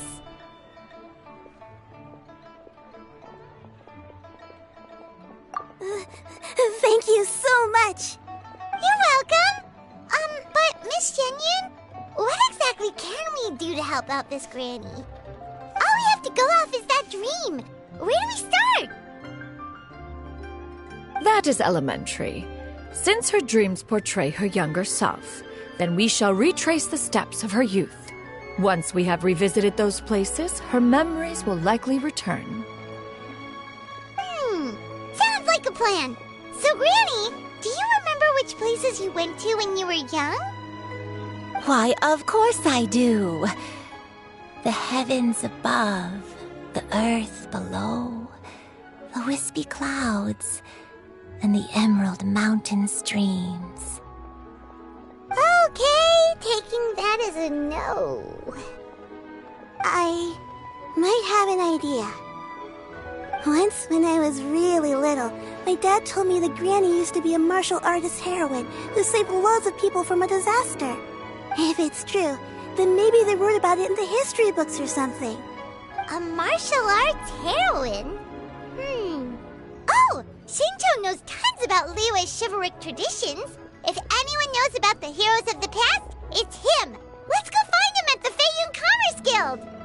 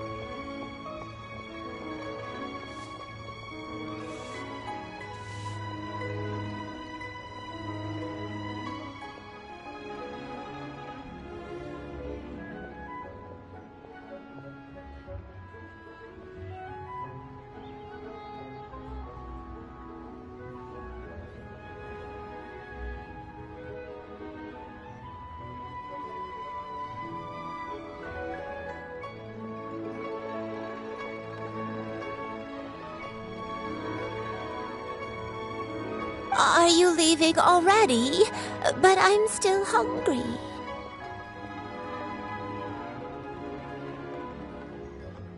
I'll go order some food, Granny. If there's nothing on the menu you especially want, I'll just get a— It seems we must part ways for now. The Traveler and Paimon are bound for the Feiyun Commerce Guild, while Yuendai and Shuyu shall remain here and partake of their lunch. As for myself, I have matters to discuss with Streetward Rambler. Streetward Rambler? Oh, you mean Madame Ping! Precisely. Let us meet at Yujing Terrace once you are ready.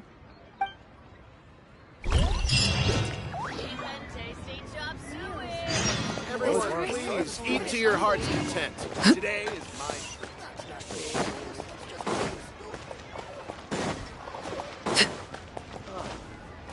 What should I try this time?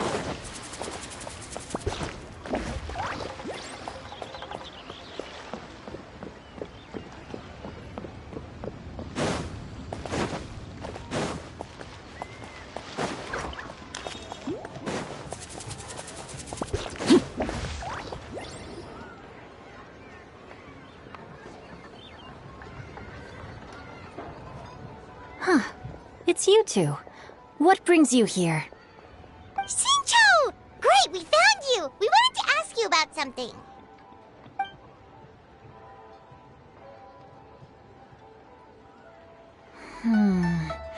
That's not a whole lot of information to go off of.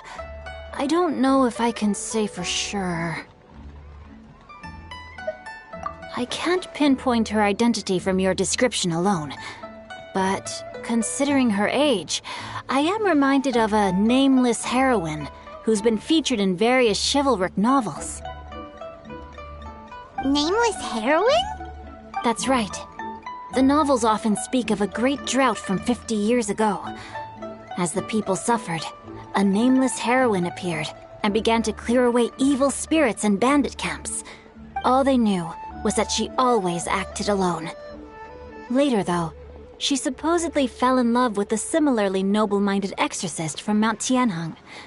They were well matched in more ways than one, often fighting together as a fearsome duo of otherworldly strength. After the drought ended, the heroine and the exorcist left the public eye and began living a reclusive life in the mountains. All that remained were tales of her incredible accomplishments. The way this nameless heroine faded from fame into obscurity later in life is not too dissimilar from Miss Yuendai. I hope that's somewhat helpful. Thanks a lot, Shincho. We knew it'd be worth talking to you. It's nothing at all. Just something I came across while reading.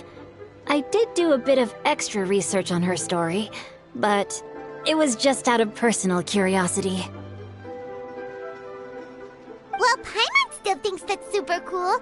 Oh, wait, Shincho, if you've read up on her, do you know of any places often associated with her?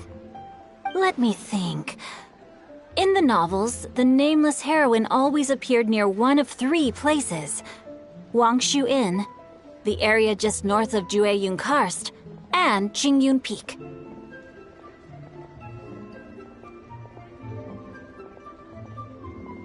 Perhaps the real-life heroine who inspired the character was also often seen near those 3 places.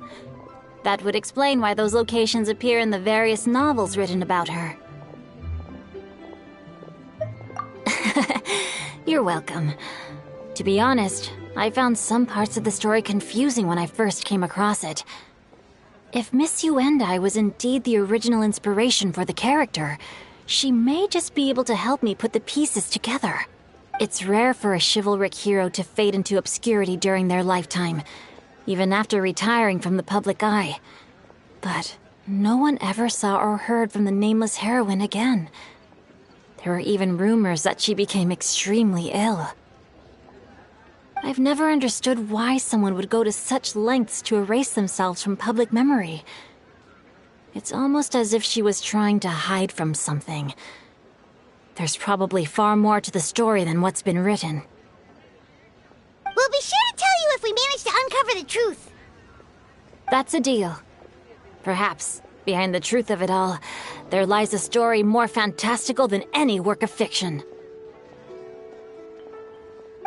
feels like we just learned so much from Xingqiu. A drought, a nameless heroine, a life of seclusion. Wait, why does the story sound super familiar? Oh, right! There's a drought in this story, too! Xingqiu, are droughts super common in Liyue or something? Well, they used to be. But people have long since developed methods to prevent them, like by cultivating the soil or digging canals. So while droughts do happen from time to time, they are rarely regarded as true disasters. The drought 50 years ago is probably one of the worst we've had in the last several centuries. The crops withered, the streams ran dry, and the monsters in the mountains became rabid and agitated. Countless caravans were attacked, and people who lost their homes came together to form bandit groups. What started as a natural disaster soon became a human tragedy as well. That sounds awful. Yeah, and that's exactly why the nameless heroine was so beloved. She must have been someone of true integrity, to do so much for the people while asking nothing in return. Still, as terrible as that drought was, it was nothing compared to the truly calamitous disasters that befell this land in ancient times. They say that back in those days, disasters were both more severe and more common. Only the strongest of Adepti could hope to dispel the ruin and devastation. Do you have any other questions? We're good for now. We're just going to head back and meet up with Miss Xianyun and the others again. Paimon hopes that Granny Yuendai will be able to remember more of her past. She used to be a great hero who saved many people. So sad that she can't recall any of it. Anyway, we'll be off now. See you some other time, Xingqiu. Thank you so much for your help. It's no problem at all. Safe travels.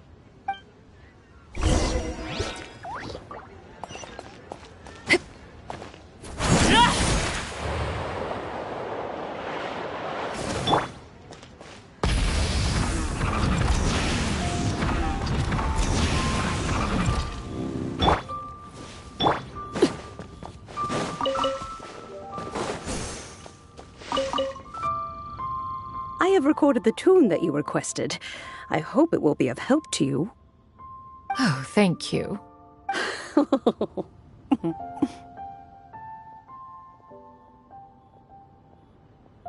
Straightward, but Ping, what has amused you so? Oh, it's no serious matter. I was just reminiscing about the last time I saw you in this form. Time has wrought such change in this world, and yet you appear just the same as ever. Time has little bearing on one's existence, nor has one keenly felt its effects whilst dwelling at Mount Outsong. Nevertheless, Ping, one would like to seek your counsel on a personal matter. Oh, why so formal all of a sudden? I must say, you're making me a little nervous. What is it? Well, the inquiry is as such. Approximately how much more would one need to afford a comfortable life in the harbor, not unlike the one that you yourself lead? It does not require as much as you may think. Still, do you mean that...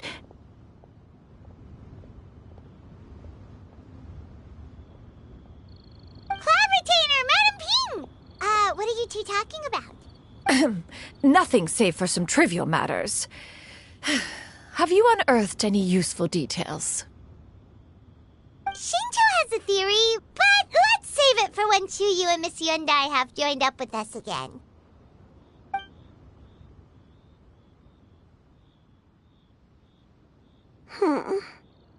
Do not be troubled, young lady. Here, have some tea. Thank you so much. What do you think, Chuyu? Does it match up with what you know of your granny? According to the story, the nameless heroine eventually fell in love with an exorcist from Mount Tianheng. Maybe that's my grandpa. I don't have many memories of him. But there was this one time I found a box in our attic full of a bunch of weird sigils.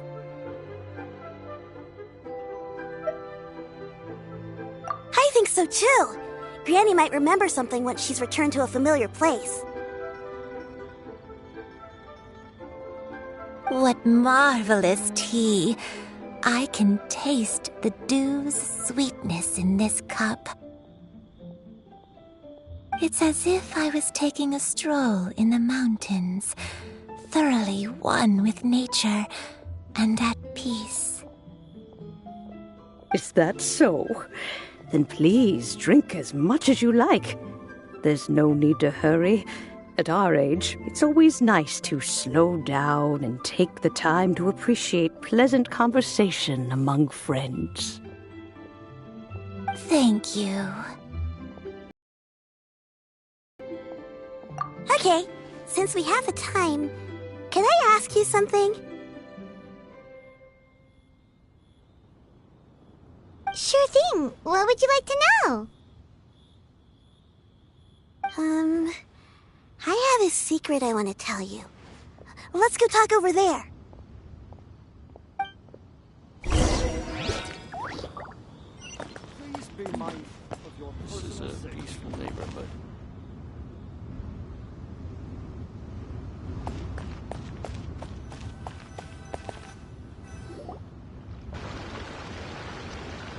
What's wrong, Shiryu? Well, I've been kind of meaning to ask ever since we started talking in the restaurant, but are you guys all adepti in disguise? Oh! About that. Well, you guys just seem super special. Plus, I think I might have heard Miss Shen Yun call herself an adeptus. Oh, must have been a slip of the tongue. Shen Yun, since you were the one who, misspoke, maybe you can explain to Shiryu here what you really meant by that. One is indeed an adeptus. Is that of some concern to you? Huh? I knew it. Well, one time when I was a little kid, I saw a pure white illuminated crane. I had this super high fever, and Granny wasn't around. I was feeling all icky and gross. But then this snowy white crane flew down from the sky. She put me on her back and flew me to her cool Adeptus house and fed me some sort of magic potion. When I woke up, I was already back in my bed and my fever was gone. I really wanted to thank her, but I was too sleepy to stay awake, so I never got the chance. So, I just kind of wanted to ask if maybe any of you have ever met an Adeptus like that? A pure white illuminated crane? The only two we've ever met are blue and white and black and brown. Have you ever met one that's pure white, Cloud Retainer? Never has one met an adeptus with such features. One surmises such a description is but a hyperbolic embellishment that oft results from narrative accounts. That's weird. Was it really just a dream then? Well, even if it was just in my head, it doesn't matter that much anyway. All I really want is to help Granny recover her memories. I'm really grateful for all your help. Leave it to us! Now that we know the 3 locations, we just need to visit them one by one. Let's go to Wangshu Inn first! Okay, I'll go get Granny.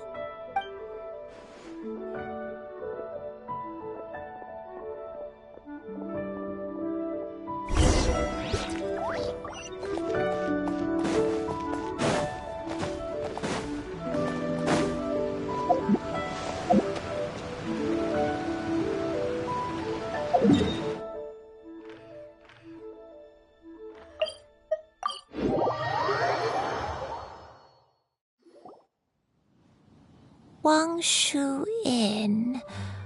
Wangshu Inn. Do you remember this place, Granny? Yes. The fish here is very delicious, and if you look out into the distance, you can always spot a bird that's been left behind by its flock. I believe I used to have a room here. It had a window. Yes, I spent a lot of time looking out that window. Which room was it again? Let me look. I'll come with.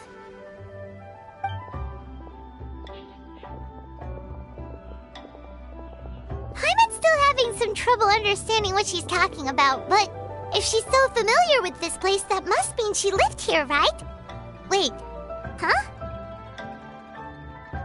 Whoa! Shep! What are you doing here all of a sudden? You scared the living daylights out of Paimon! I sensed a non-human presence and decided to come take a look.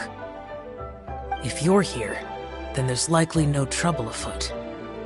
I suppose there's no cause for concern. It's been a while, Cloud Retainer. I see you have returned to your previous form. I have indeed. I fought alongside her in this form on many occasions during the Archon War. Oh, wow! What was she like during the war?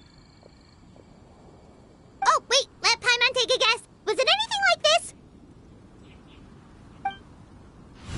Behold, the glory of one's newest invention, the Bang Bang continuous fire mechanism. Hands up and surrender, or be prepared to face the full might of the Adepti! An impressive imitation. Paimon knows her all too well.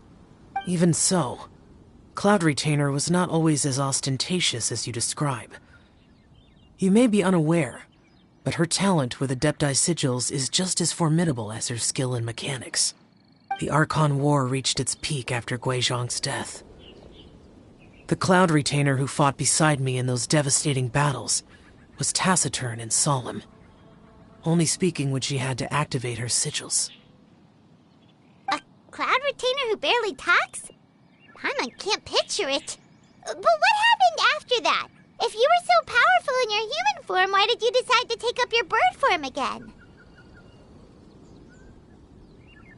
Once one had bid farewell to the world of mortals, what use would one still have for such a shape?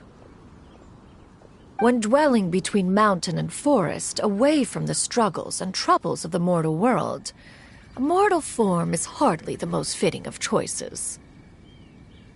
After the war, Cloud Retainer retired to Mount Outsong, only revealing herself to the occasional visitor, and always in her avian form.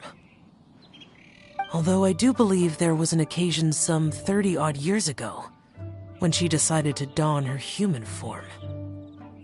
I believe it was for the purpose of... One believes there is little need to relive bygone matters. Granny, are you okay? Back then, at this place, Perhaps this conversation should end here. I shall take my leave now. Should you encounter any trouble, you need only call my name. However, given that you are traveling with Cloud Retainer, I trust you are in good hands. Everyone! I think Granny is finally beginning to remember her past. Slowly now, calm your mind and recount what has been recalled. A long time ago, I stayed here to recuperate from my illness. Huh.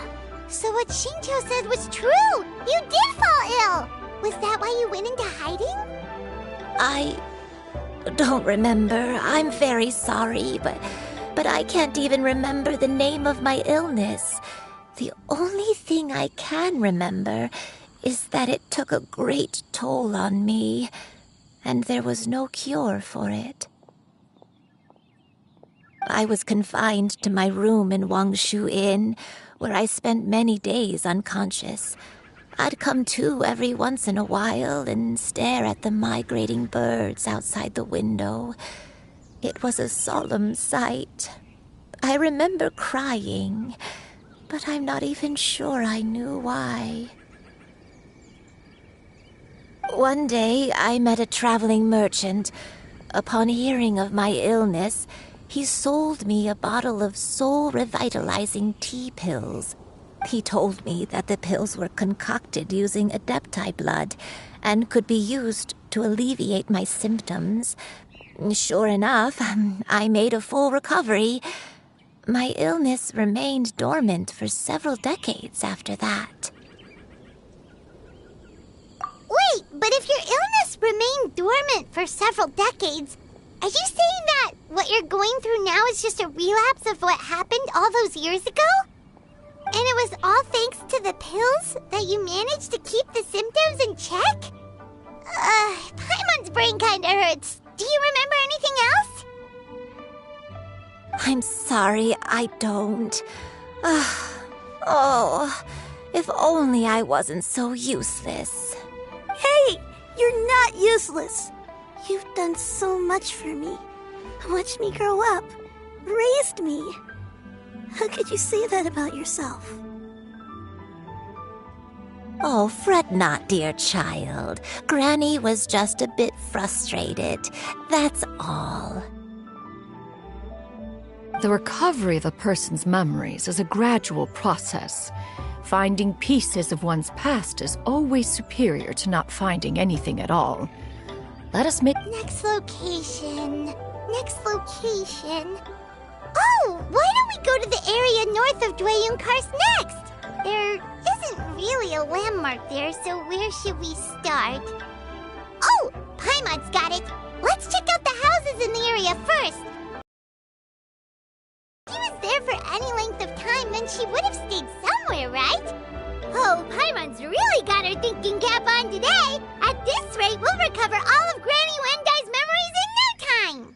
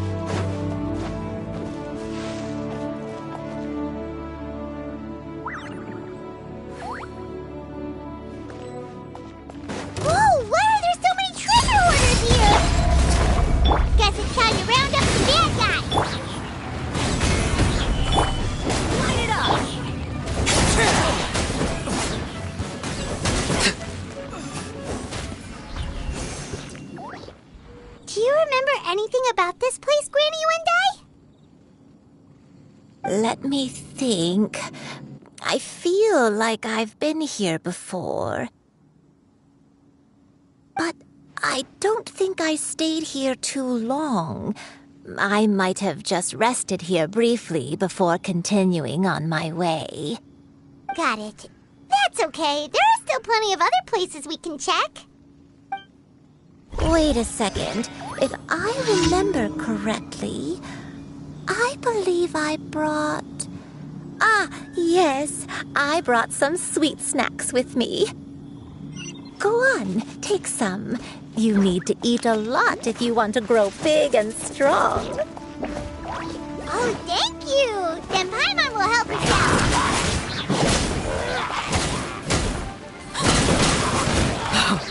Wanted my full attention, did you? This is where you fall.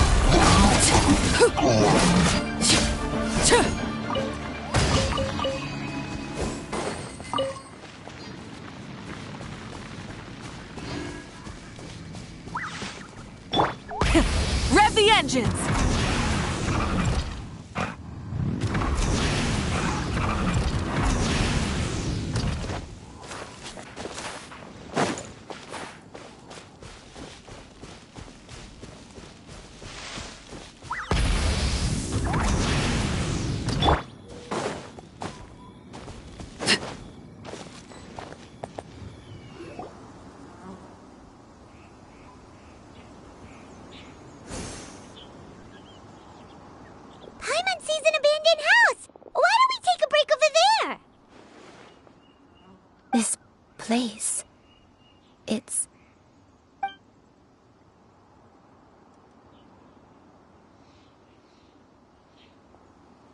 Did you remember something, Granny?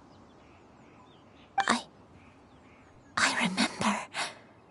Shuyu, this is where your father was born. It was a moonless night.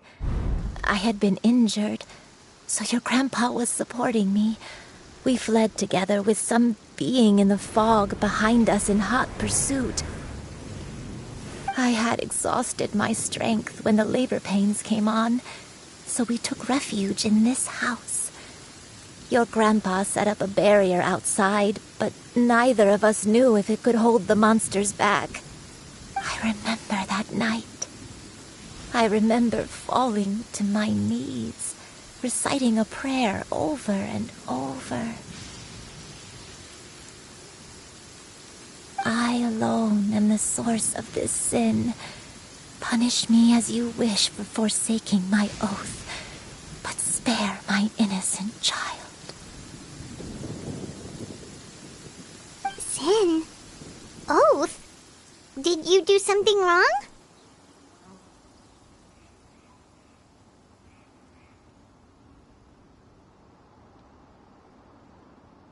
I don't know. I don't remember. I only remember praying in the darkness with all my strength until the sun finally rose again and the fog cleared out. Eventually, the house was filled with the sound of my baby's first cries. That baby was your father. I remember I clutched him tight to my chest and wept tears of joy. It was the first time I'd ever felt such happiness in my life. My dad? He was my pride and joy, and so are you, Shuyu. You're so much like him, and I love you both so much. But you're always going to be different from me. Why? Just what did I do? I don't care what you might have done, Granny. You'll always be the person I love more than anything. You're too sweet, Shuyu. I'm lucky to have you with me. If not for you, I would not have had the courage to come here, to try to remember what I had forgotten. All right. Let's not stand around any longer. There's one place left, yes? Let's go take a look. If one recalls correctly, the next place should be Qingyun Peak. Yuandai, how fares your health? I may be a bit slow, but I'll do my best to keep up. I'm sorry to keep everyone waiting. Climb on. I shall carry you to the top. Oh, such lightness of weight. All those who grow old grow frail in the end, do they not? First, you lose your memory, then your health. Eventually, you end up losing everything. My only wish is to depart this world with a lucid mind, to free myself of this torment and the burden it places upon others. Fret not. You have my aid in this endeavor.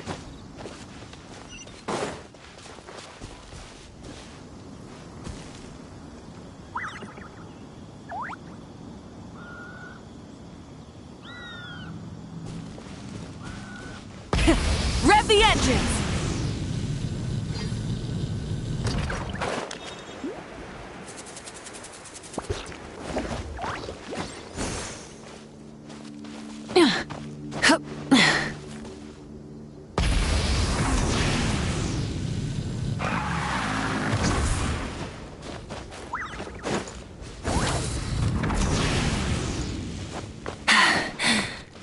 Phew.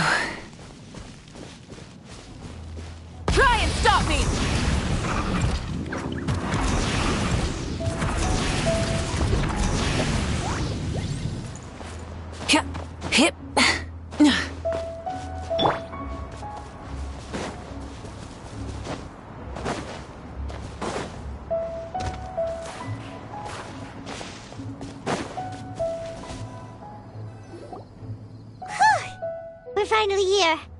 Does this place feel familiar to you, Granny Wendai? Let me see. How strange. Have I lived here before? When we were at Wangshu Inn and the abandoned house earlier, though I couldn't remember everything, I still felt a sense of familiarity. I could easily picture myself in those places. But here, I don't have that feeling. Perhaps I did come here in the past, but it just didn't leave a strong impression on me. But did the stories get it wrong then? Yeah, that's true. But they're also the only thing we have to go off of.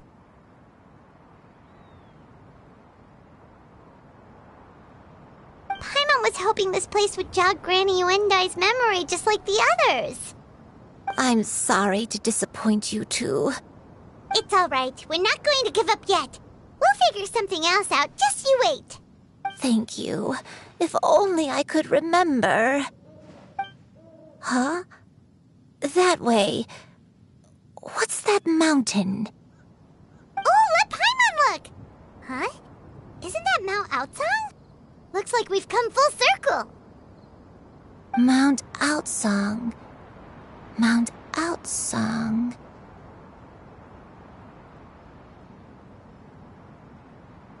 Granny, are you okay? Don't push yourself, Granny. It's okay if you can't remember. You shouldn't do something that makes you sad. Mount Outsong, What am I really? Mount Outsong holds some familiarity to you? It does, but I can't go back. Are you feeling unwell? My head, it feels all heavy and dizzy. What is wrong with me?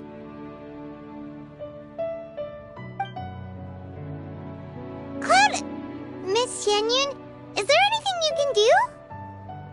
Let us go to Mount Outsong.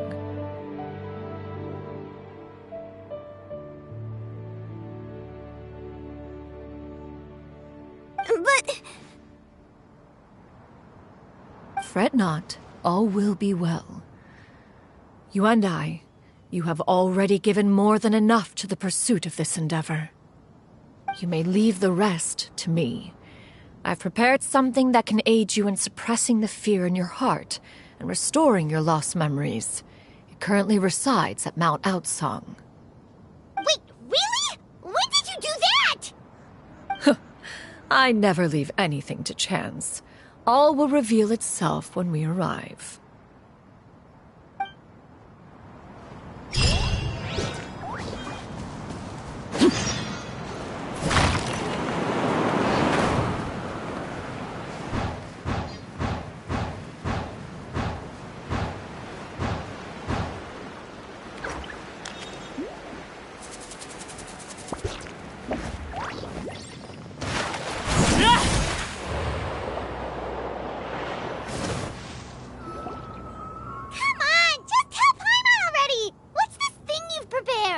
Here, this is it.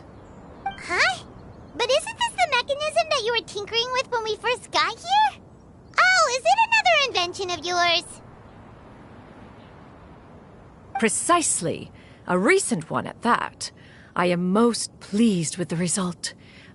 It periodically releases a soft breeze, which when paired with a gentle adeptal tune, can help the listener subconsciously relax and even enter a semi-hypnotic state. Soothing agitation and anxiety, relieving exhaustion and insomnia, its potential uses are numerous indeed. And of course, it can also aid in the recovery of lost memories. Whoa, what a cool gadget!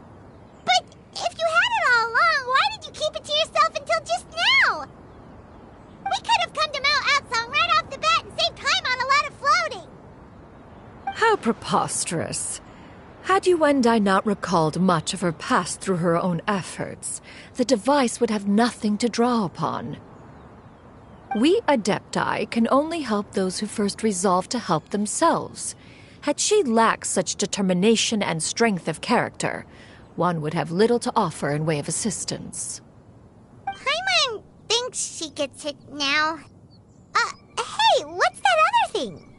As previously mentioned, a gentle adeptal tune is required to take full advantage of the mechanism. One secured such a tune from Streetward Rambler. Only with her melodies can the mechanism reach its peak power. Whoa, Paimon can feel what you mean. Paimon's body feels light as a feather. It's as if she's lying down on a warm patch of grass after a super satisfying meal. And you, Yuendai, is the mechanism helping you to relax?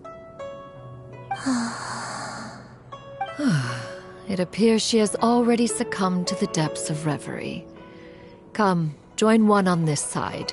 We shall give her some time to herself.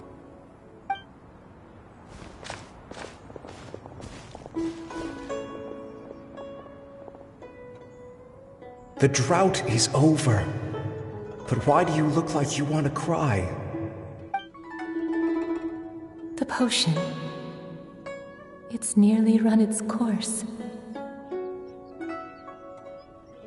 I've never regretted meeting you.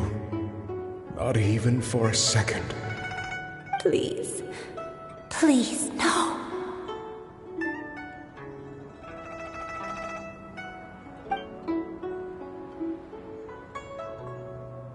Have you forgotten? This is the world you left behind.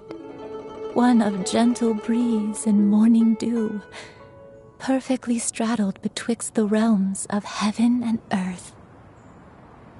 This is your home. This is where you belong. You should have never left. The you of the past, the me from not that long ago. We should have never.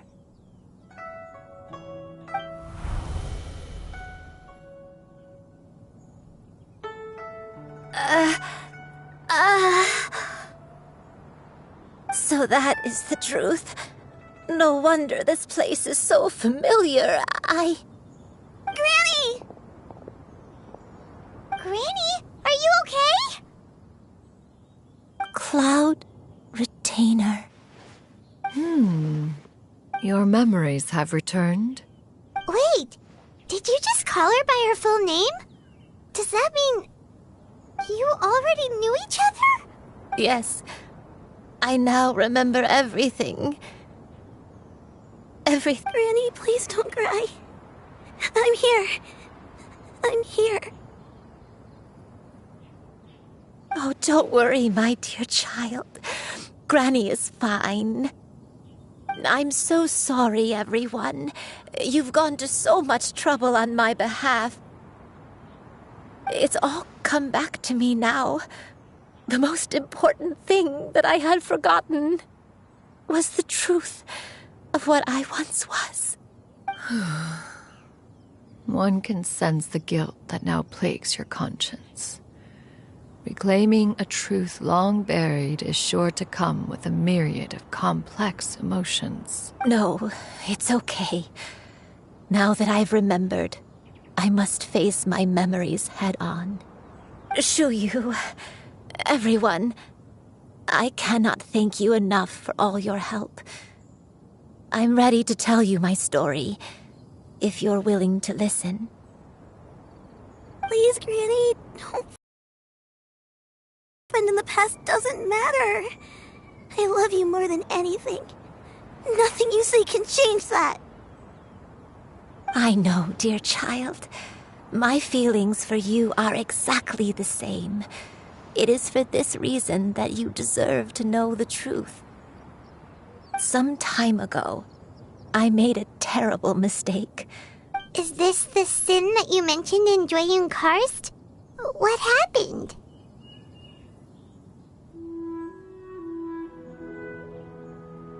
I am, in truth, not a human being. My real form, one that I held for centuries, was that of a wild crane. I spent many, many years living on Mount Outsong, bathing in the soft breeze and drinking the sweet dew of the mountains. At some point, I somehow gained wisdom and sentience. The Lord of the Mountain, Cloud Retainer, became aware of my existence and began to share many stories with me.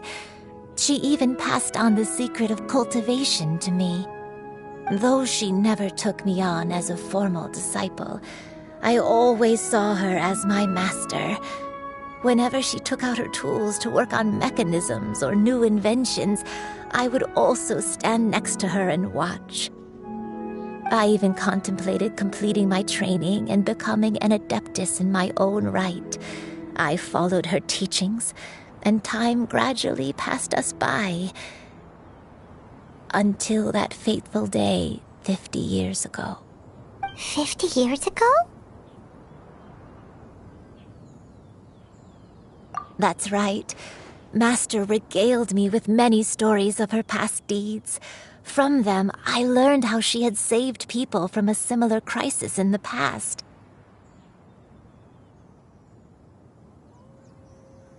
She was the one I looked up to the most. More than anything, I dreamt of becoming an adeptus like her. I wanted to travel the land like she had, relieving suffering wherever I went. But I was still far from being a real adeptus. I possessed no ability to take on human form and fit in with the crowd. Once she learned of my desires, Master prepared a special dose of human mimicry potion for me. She warned me that the potion's effects would only last 10 years, and if I were to fail to return to my original form at the end of that time, I would forever forget my past as a crane and become something neither human, beast, nor adeptus. Oh no. So that was the source of your dementia all along. Was it because of Grandpa? Indeed, I fell in love. Though he was human, he had spent his entire life training on Mount Tianheng. When we met, it was not only my first foray into the world below, but his as well. Although clumsy and impulsive as he was, you'd think he was the real strange bird among the two of us. But still, just like me, he cared deeply about the world and wanted, more than anything, to cleanse it of all pain and suffering. I could not help but fall for him. But my time continued to tick away. Those 10 years passed by in a flash.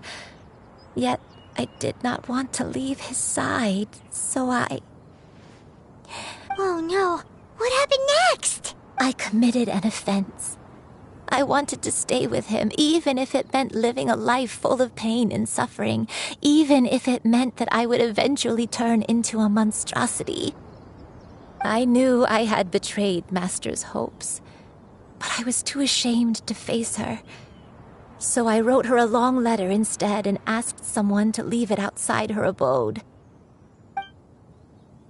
I was convinced that she would not support my decision, and I lacked the courage to speak to her face to face. In my shame, I fled and tried to hide from the world, such that no one would be able to find me again. But that was only the beginning of my troubles. I began to suffer from a strange illness. My memories became hazy and confused, and I could no longer keep myself awake. I understood that my pain was caused by my refusal to return to the life I was fated to lead. Along with my memories as a crane, I soon forgot the true cause of my suffering as well. I knew only that I had committed a sin. All I could do was pray for forgiveness, even if I had long forgotten what needed to be forgiven. Looking back, I was beyond lucky to have come across that traveling merchant at Wangshu Inn. It was such a fortunate coincidence that we were there at the same time. If it weren't for those soul-revitalizing tea pills, I probably would have... Granny! What's wrong? Coincidence? Why did I ever think it was a coincidence? Tea pills concocted using the blood of an Adeptus? No, it couldn't be. Master, don't tell me. Back then, that... Human custom would dictate the conferral of gifts to be in order when one's progeny is wedded, would it not? Consider the pills a symbol of one's best wishes. So when I tried to conceal my name and mistakes from the world and hide myself away in perpetuity, the only person I managed to deceive was myself. You knew where I was all along. One still remembers when you were but a fledgling. You possessed a certain fondness for a particular game. You would hide yourself among a group of wild cranes and ask one to pick you out from among the flock. One found you with such ease every time. 'Tis a truth most evident. One always recognizes one's own, no matter what form they may take. Wait! Paimon's confused!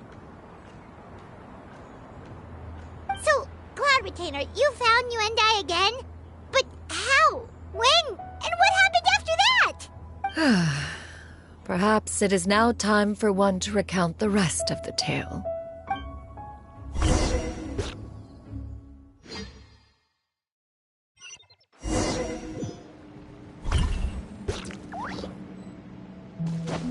One was furious upon receiving your letter. Seized with anger, one set out to bring you to your senses.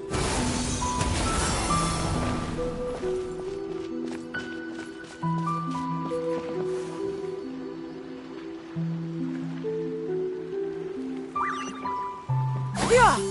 Skyward!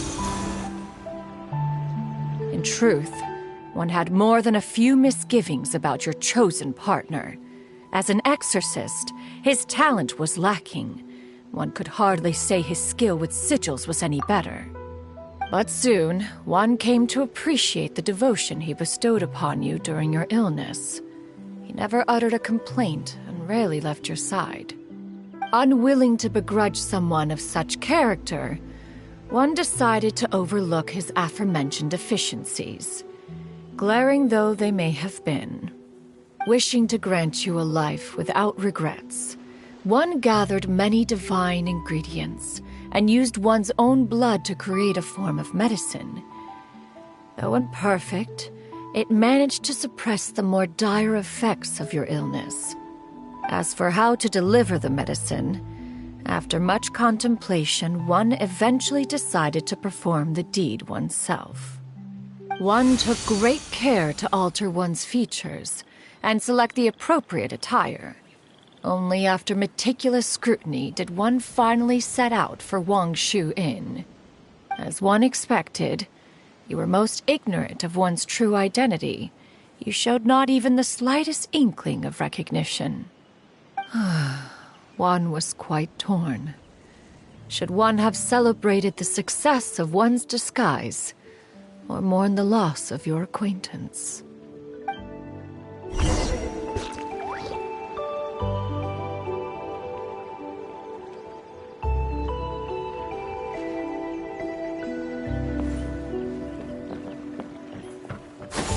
Skyward!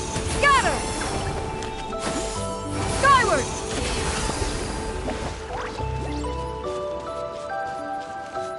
Yeah! Skyward! Scatter!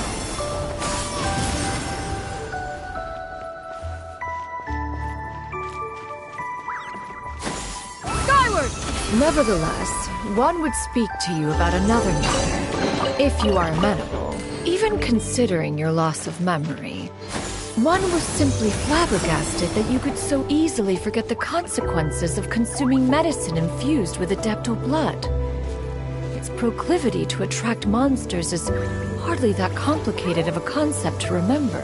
To think that you tried to travel while weak from sickness and heavy with child. Had one not intervened to clear the fog, all of you would have been lost during the night. Skyward!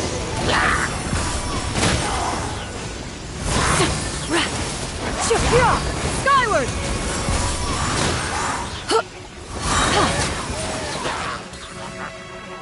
Stray clouds converge!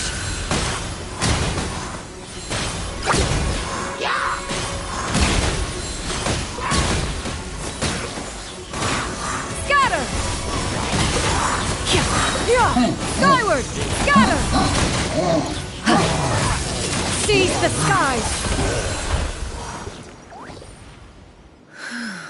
Those monsters would hardly have pursued you with such ferocity without sufficient incentive. They were likely incited by the presence of godly remains. Said godly remains, in turn, were likely drawn to the trace of one scent on your body. One was, after all, an active participant in the Archon War. Some of the gods were likely shattered by contraptions of one's very making. In the end, one was relieved to see you endure through the night. At the break of dawn, one heard an infant's cry pierce through the air, and one saw you carefully cradle the child to your chest. Although certain mortal matters remain foreign to me, one could not help but be moved by your joy. To see you happy, that was more than enough.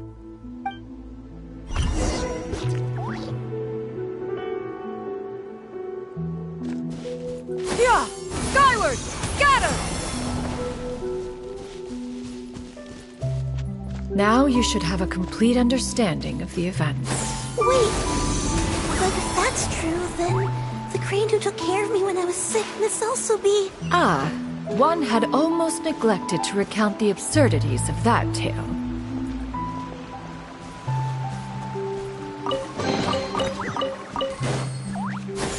Skyward!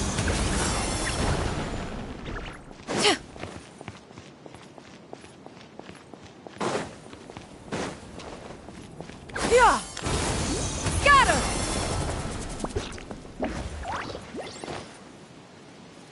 Just as you and I troubled one with her antics, so did you give one many a headache. Upon finding you burning with fever, one made plans to bring you back to one's abode for treatment. However, upon seeing one's form, you began to cry, refusing to get on one's back. When one asked you why, apparently you believed that one could not possibly be a true Adeptus, because all illuminated cranes are white from tip to toe. One had no choice but to apply powder to one's body to conceal the variegated nature of one's appearance. You became more than amenable enough when one stood before you devoid of any other coloring. It bears mentioning, however, that as a crane, Yuendai was nearly entirely pure white in color.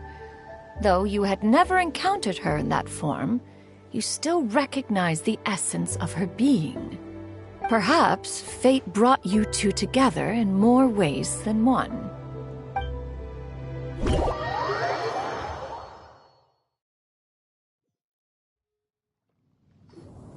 Now all has been revealed.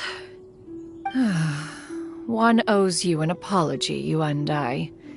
One recognized you upon your very entrance into Wanmin Restaurant.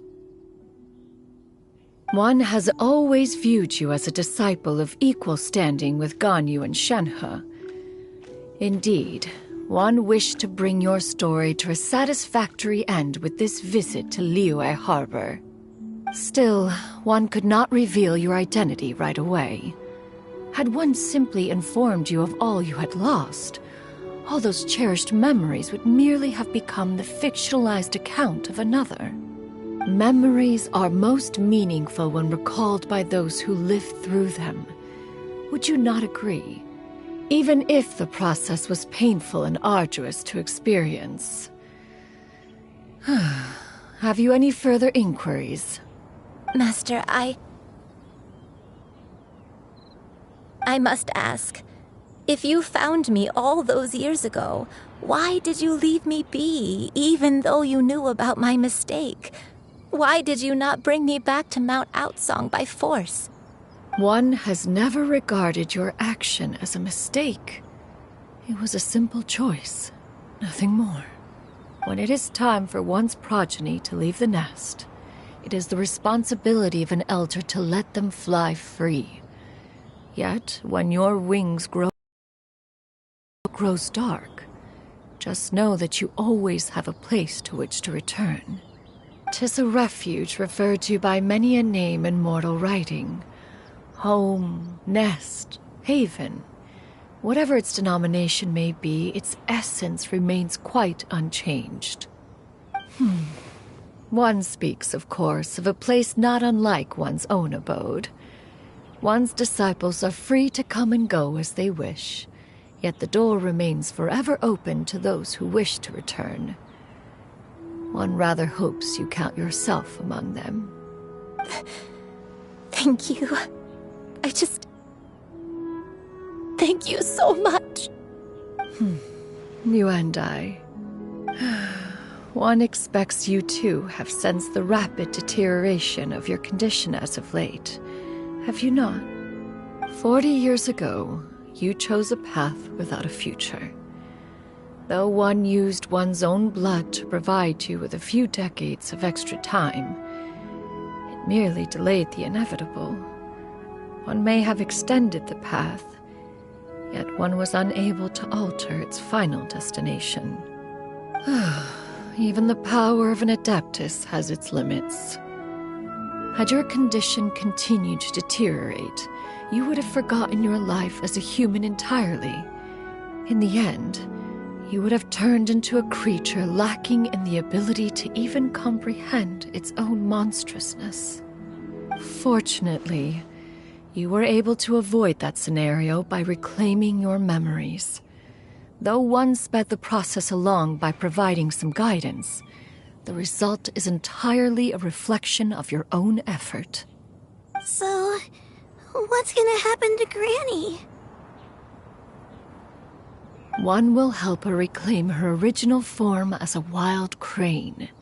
If it be fated, she may recover her sentience one day. She's gotta go back to being a regular crane, huh? Master, you've already done more than enough for me. I don't know how I could possibly repay your kindness. This is a better result than I could have ever hoped for. How much time do I have left? Not long. The transformation is imminent. Granny? Please don't leave, okay? You're all I have left. Please. Don't be sad, dear child. Granny has led a wonderful life. My only regret is having to leave you behind. Don't forget to eat well, okay? A growing young lady like yourself needs lots of good food to grow big and strong. Promise Granny you'll take good care of yourself when I'm gone. I promise, Granny. Good girl. Good girl. Don't worry. It's not goodbye forever. Granny's gonna become the most formidable crane in all of Mount Outsong. Granny will train day and night. I won't stop until I can turn into a human without having to rely on anything but my own power. When that day comes, we'll be able to live together again. You and I. How's that sound? Good. That's a good girl. Even though we won't see each other for a little while, as long as we both work hard, we're sure to meet again someday.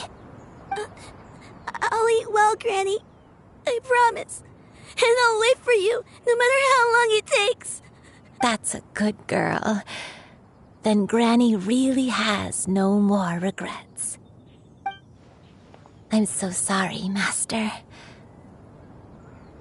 Thank you for everything.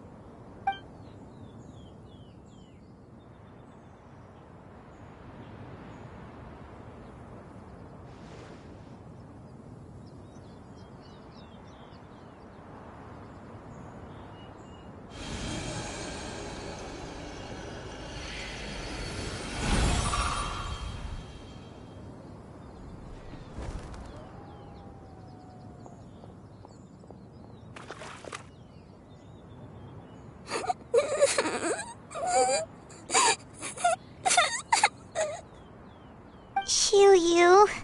Let her be. At her age, crying is a natural, if not fitting, response to such an event. Tears are a necessary part of maturation. Sometimes there is scarcely a better vehicle to wash away the toll of stress and misery. Now that the issue has been resolved, you should also take a moment to relax. Give yourself some time to rest. Take a nap if you must.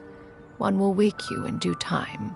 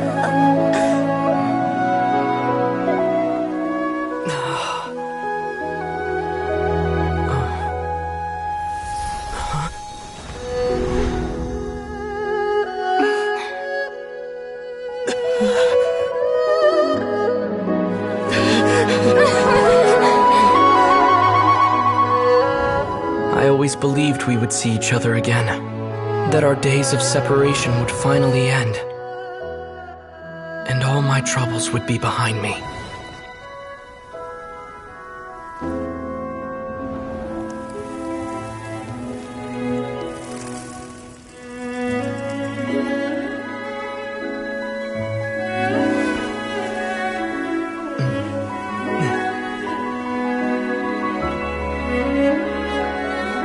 If only things could stay this way forever.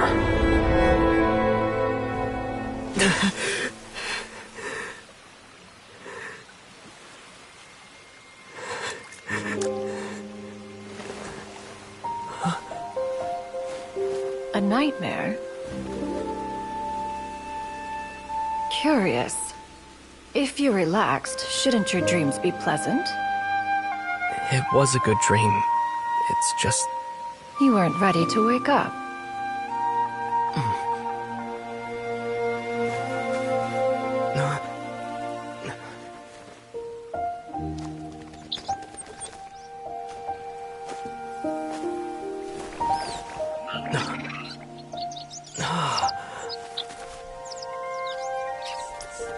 Eloquent as one may be, words of comfort are not one's strong suit.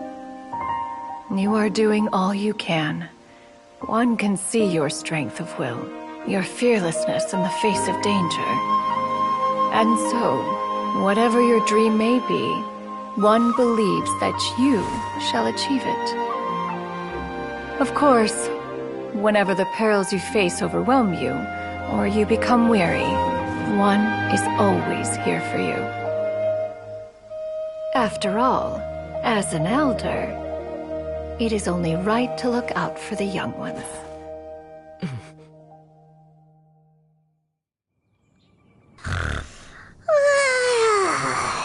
Grilled chicken drumsticks. Huh?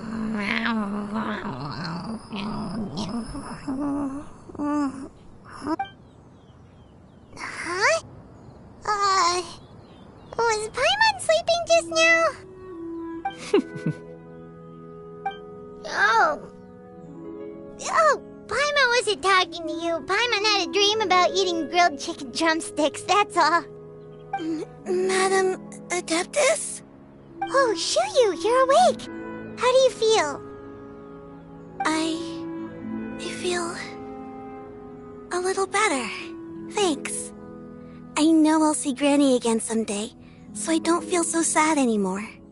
Madam Adeptus, could I ask you something? Would you take me in as a disciple?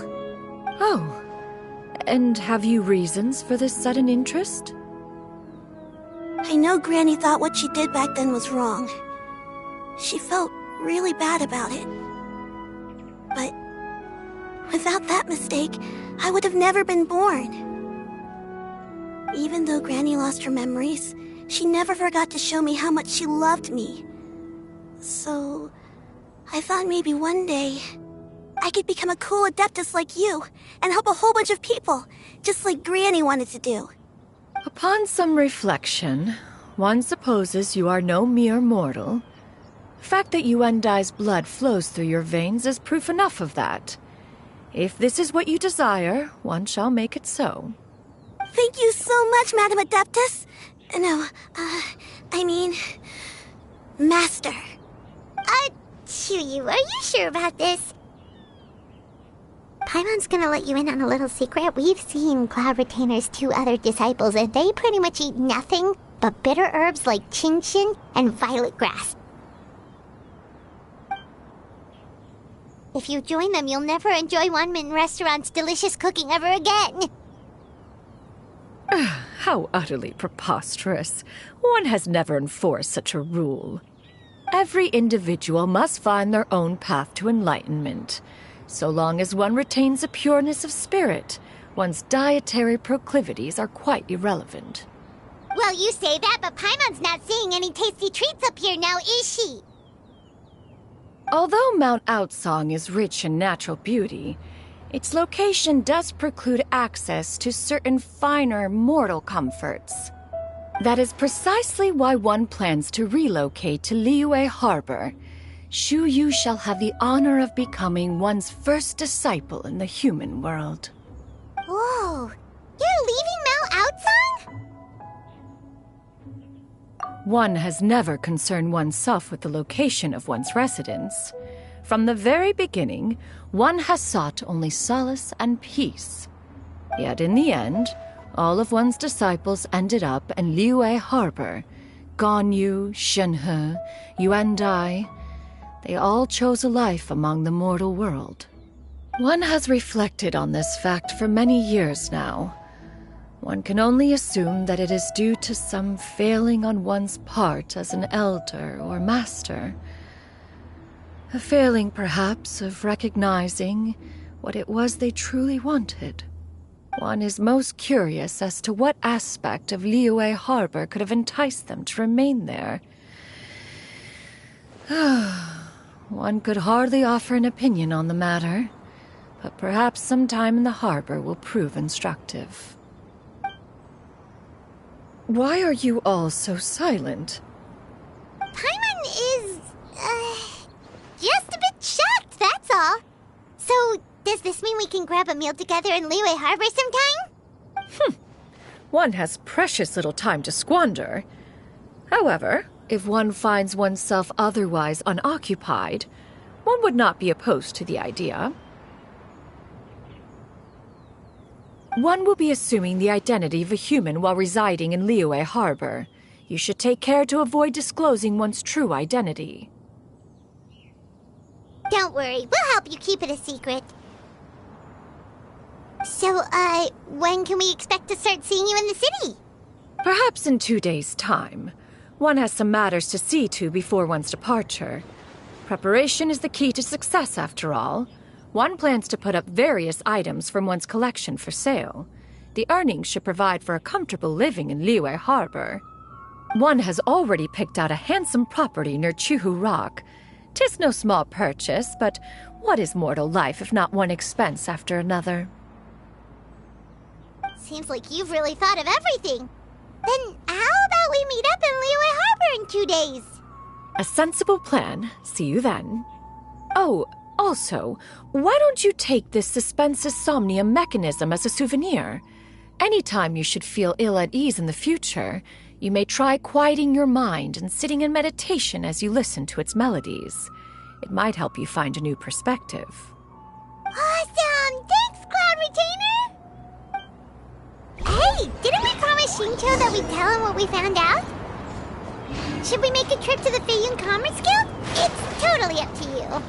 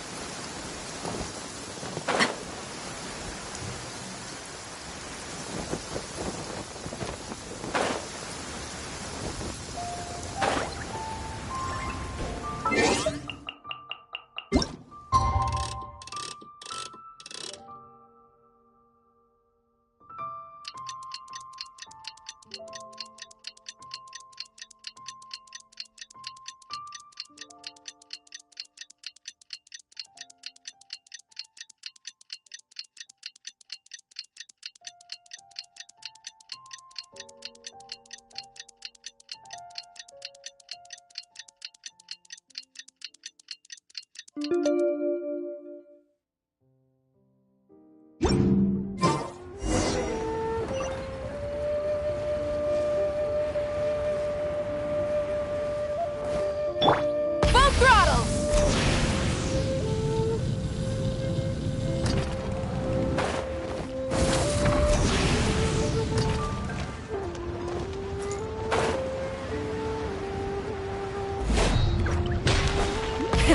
Rev the engines!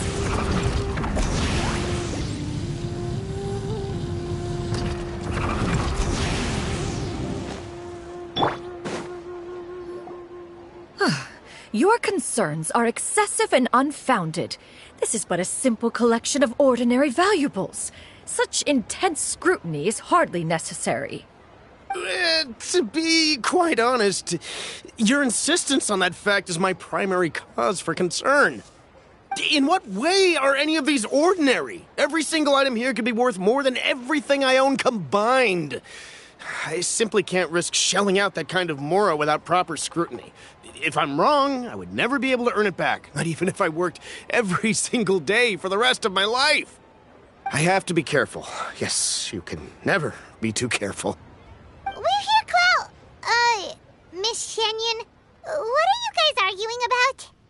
Ah, perfect timing. This ignoramus is questioning the authenticity of my wares. I'll have you know, these items have remained untouched in my personal collection for several hundred years. To question their legitimacy is pure folly. Several hundred years? Indeed. They're family heirlooms, you see, passed down over many generations, as families are wont to do. Yep, they've definitely been around a while. We can vouch for her on that one. Hear that? Had I not found myself in need of mora, I would scarcely have had the heart to part with them. Indeed, you should consider it an honor to even have the opportunity to behold them with your own eyes. Doubt their authenticity any further, and I may just decide to take them to another buyer. Whoa, please don't go! I apologize for any insult, miss. You see, I know full well that I lack the knowledge to judge the true worth of these items. If you could wait but a moment, I've hired an expert to appraise them for me. He should be here shortly. An expert, you say? Very well. I will wait for a little while longer, then. Traveler, Paimon, this is my new residence. If you have cause to seek my company in the future, this is where you can find me. Master! Oh, it's you two again. Hello. Zhuyu! You got a new outfit! It looks great on you. Mm-hmm. Master made it for me. I like it too. Huh? You know how to make clothes? Do I know how to make clothes? With the support of the proper mechanism, sewing is hardly a challenge. Master, I brought in most of my stuff. There's a few boxes left, but they're kind of heavy, so I just left them outside. Fret not. I shall help you move them into your room. Actually, I should probably sort through my stuff a bit first. Everything's kind of messy right now, so maybe you could, not look yet, Master? Yeah, that'd be great. It appears my young apprentice has her own fair share of secrets. No matter. Do what you must, child. Now, this expert you mentioned, When can we expect their arrival? Soon. Ah, there he is! Here, allow me to make some introductions. This is Mr. Zhongli, a well-respected consultant at Wangshang Funeral Parlor and an expert in all manner of valuables and antiques. Mr. Zhongli, this is Miss Shenyun. She's the one who's looking to sell the collection of valuables I mentioned earlier.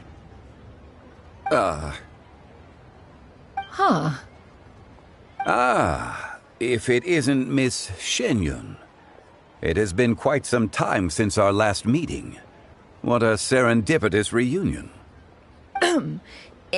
Indeed, most serendipitous. Have you been faring well as of late, Mr. Zhongli? Quite well, thank you. I was fortunate enough over the past few days to enjoy both a stroll in the mountains and a fresh brew of tea from the most recent harvest. The experiences left me with such insight and peace. Huh. So you two are already acquainted? Indeed. How fortunate we are that fate has brought us together again. If you are otherwise unaware, allow me to inform you that Miss Shenyun is a well-regarded collector and appraiser. She is well-versed in all fields, and oft-celebrated for her impeccable taste. You stand to gain much from this opportunity.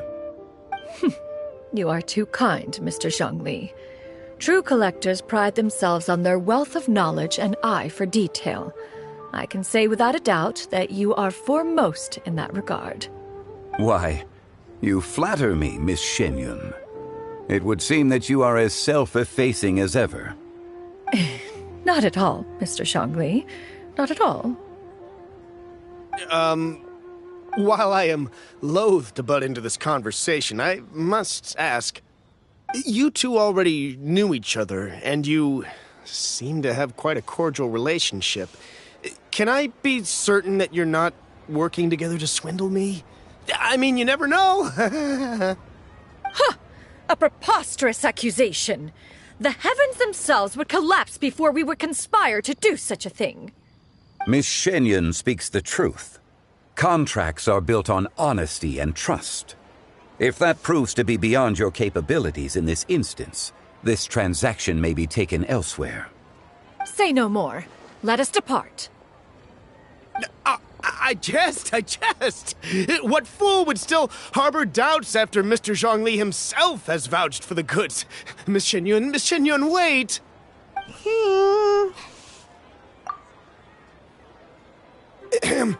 I deeply apologize for doubting you.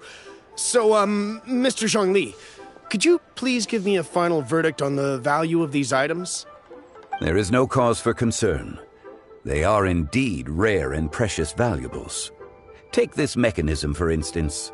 Though one may not immediately perceive its purpose, its structure and appearance are exquisite enough to merit it a place in any fine home. The same can be said for this one here. Few could hope to possess an item that so perfectly blends mechanical wonder with geometric grace. I am sure you have heard from your travels that the study of mechanisms is among the most wondrous arts in this world. With that in mind, I earnestly recommend procuring every last item in this collection.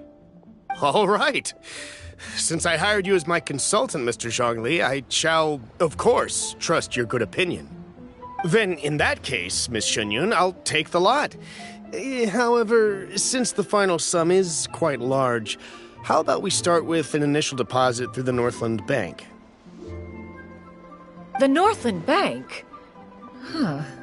Oh, you refer to the fiduciary house. I fear people only use the term bank nowadays. In that case, I'll be off for now. I'll return to collect the goods once you've received the funds.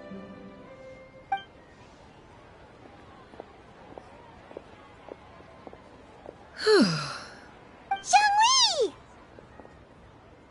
My friends, have you been doing well? We've been great! How about you? Paimon didn't know you were such a busy consultant! My days have been quite pleasant as well. I had been quietly enjoying a cup of tea when Mr. Xiaozu requested my services. As for you, Miss Shenyun, I presume you must be looking to settle in the city? I must say, the name Shenyun sounds exceedingly strange coming from you. Perhaps you could dispense of that particular epithet in further conversation. Whatever for. Am I not addressing you as a friend should? Well, that is true, but... Alas, refer to me however you will. After all, a name exists such that others may address you with it. One is hardly ignorant of that fact. It would seem that you have gained many valuable insights over the years, Cloud Retainer. One has indeed. One's previous days were all brief.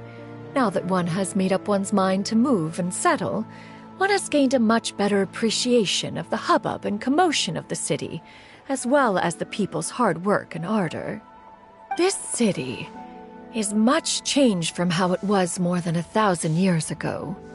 Not unlike the ocean tides, so too shall the movement of people ebb and flow.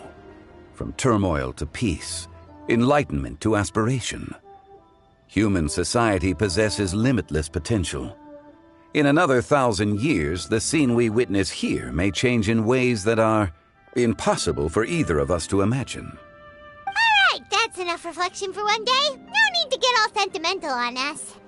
You make a valid point, Paimon. Now that the sale has concluded, what say one plays the host as we try some specialty dishes together?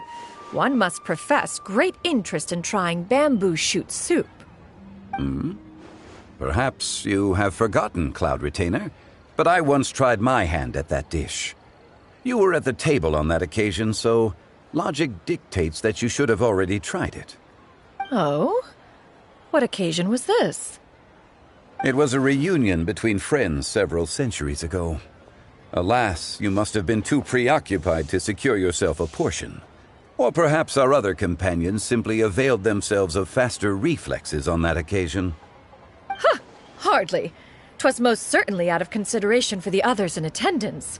In but a moment, one will show you what it means to have a true deftness of hand. It is settled then. Bamboo shoot soup, mora meat, crab roe tofu, triple-layered consommé. We shall enjoy the lot. One has already passed word to Shenhe and Ganyu to make a reservation. It is prime time for them to meet one's newest disciple. Is that agreeable to everyone? It should be a most splendid occasion. Shu Yu, come now, it is time to dine. Ah, this gentleman over here is Mr. Zhang Li. He is, A humble employee of Wangsheng Funeral Parlor. Pleased to make your acquaintance. Nice to meet you too, Mr. Zhengli. That should be everyone, right? Let's go! Sounds good. Actually, Master, have you ever tried Adeptus' temptation? I heard it's impossible to stop eating after even just one bite. That sounds rather implausible. Although with the right preparation, certain dishes can be too delicious to resist. Huh? Why are you all walking so fast? Hey, wait for Paimon! Hey, wait up!